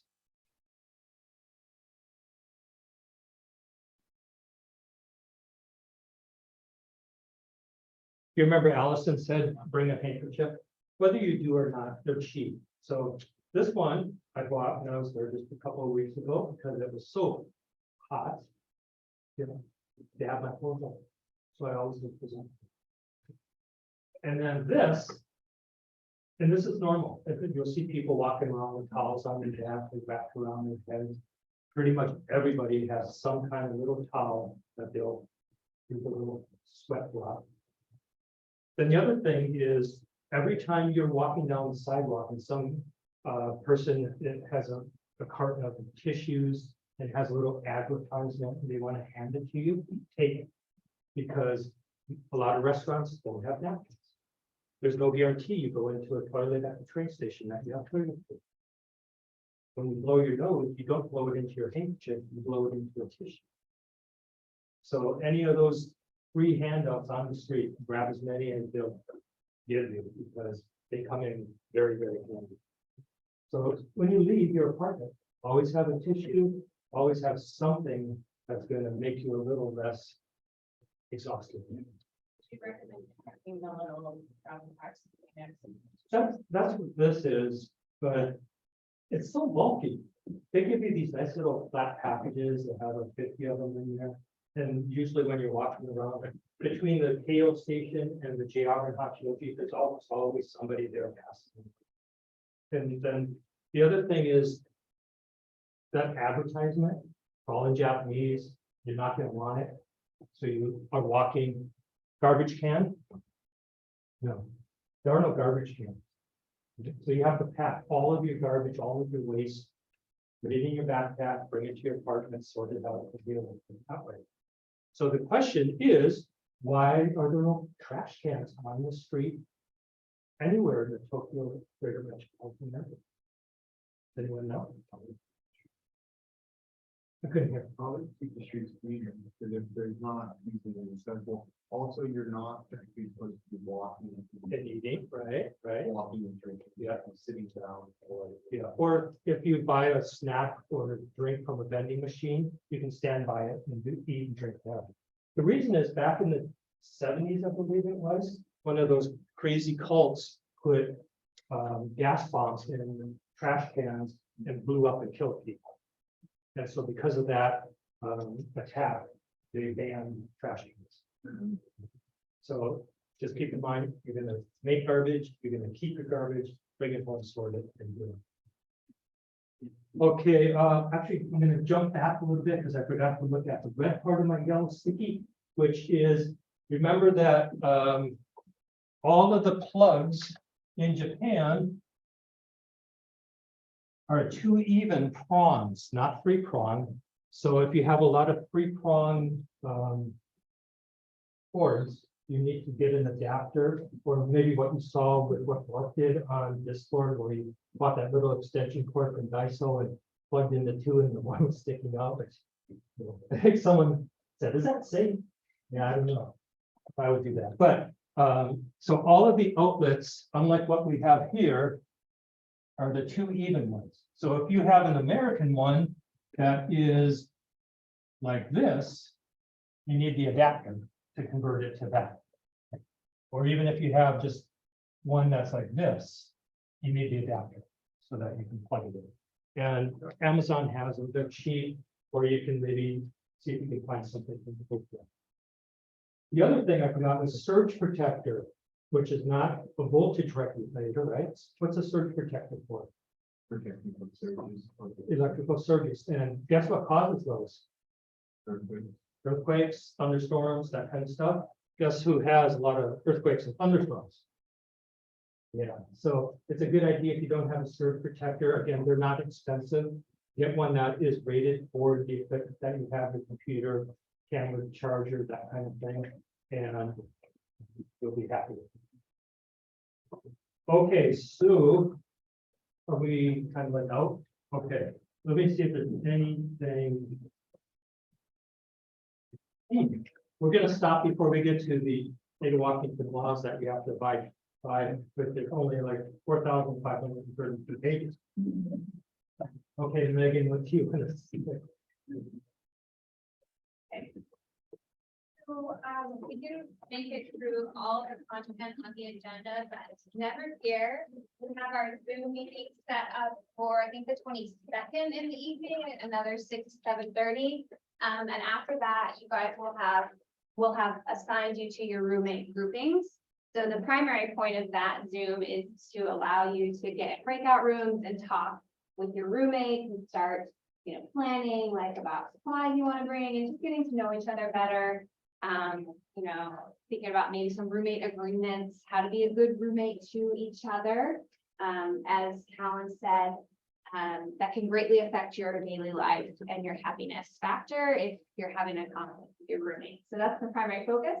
But in that session, I'll try to squeeze in maybe a few other reminders we didn't get to. And I have a kind of like safety and behavioral expectations brief, like 10 minutes. I'll show you guys on that. I know some of you can't make that session, so of course we'll record it. But I highly, highly encourage you to make every effort possible to be there because it is really important to connect with your roommate and start getting to know them. You feel comfortable living in such close quarters for that extended period of time together. So keep the conversation going on Discord. It's wonderful to see you guys all engaging and offering ideas and advice to each other. And you're gonna have an amazing life-changing experience. It's sort of like everything before Japan and everything after Japan will be different in some way in your mindset. So we look forward to the day when you guys are the alumni up here talking about your amazing experience. So And don't worry if you don't get to do everything you want to do. The first time I went there was December of 1993, which none of you were born probably. I went there with a photograph and I came back, I got some really nice images, never thought I'd be going back. So this will be trip, I think, number 17. I'm married to a Japanese woman. I have 2 beautiful Japanese American kids. One of them is in the JET program teaching in Kyushu, fluent in Japanese. So, Nicholas, I don't know how to say this. What do I do? So that's my dictionary.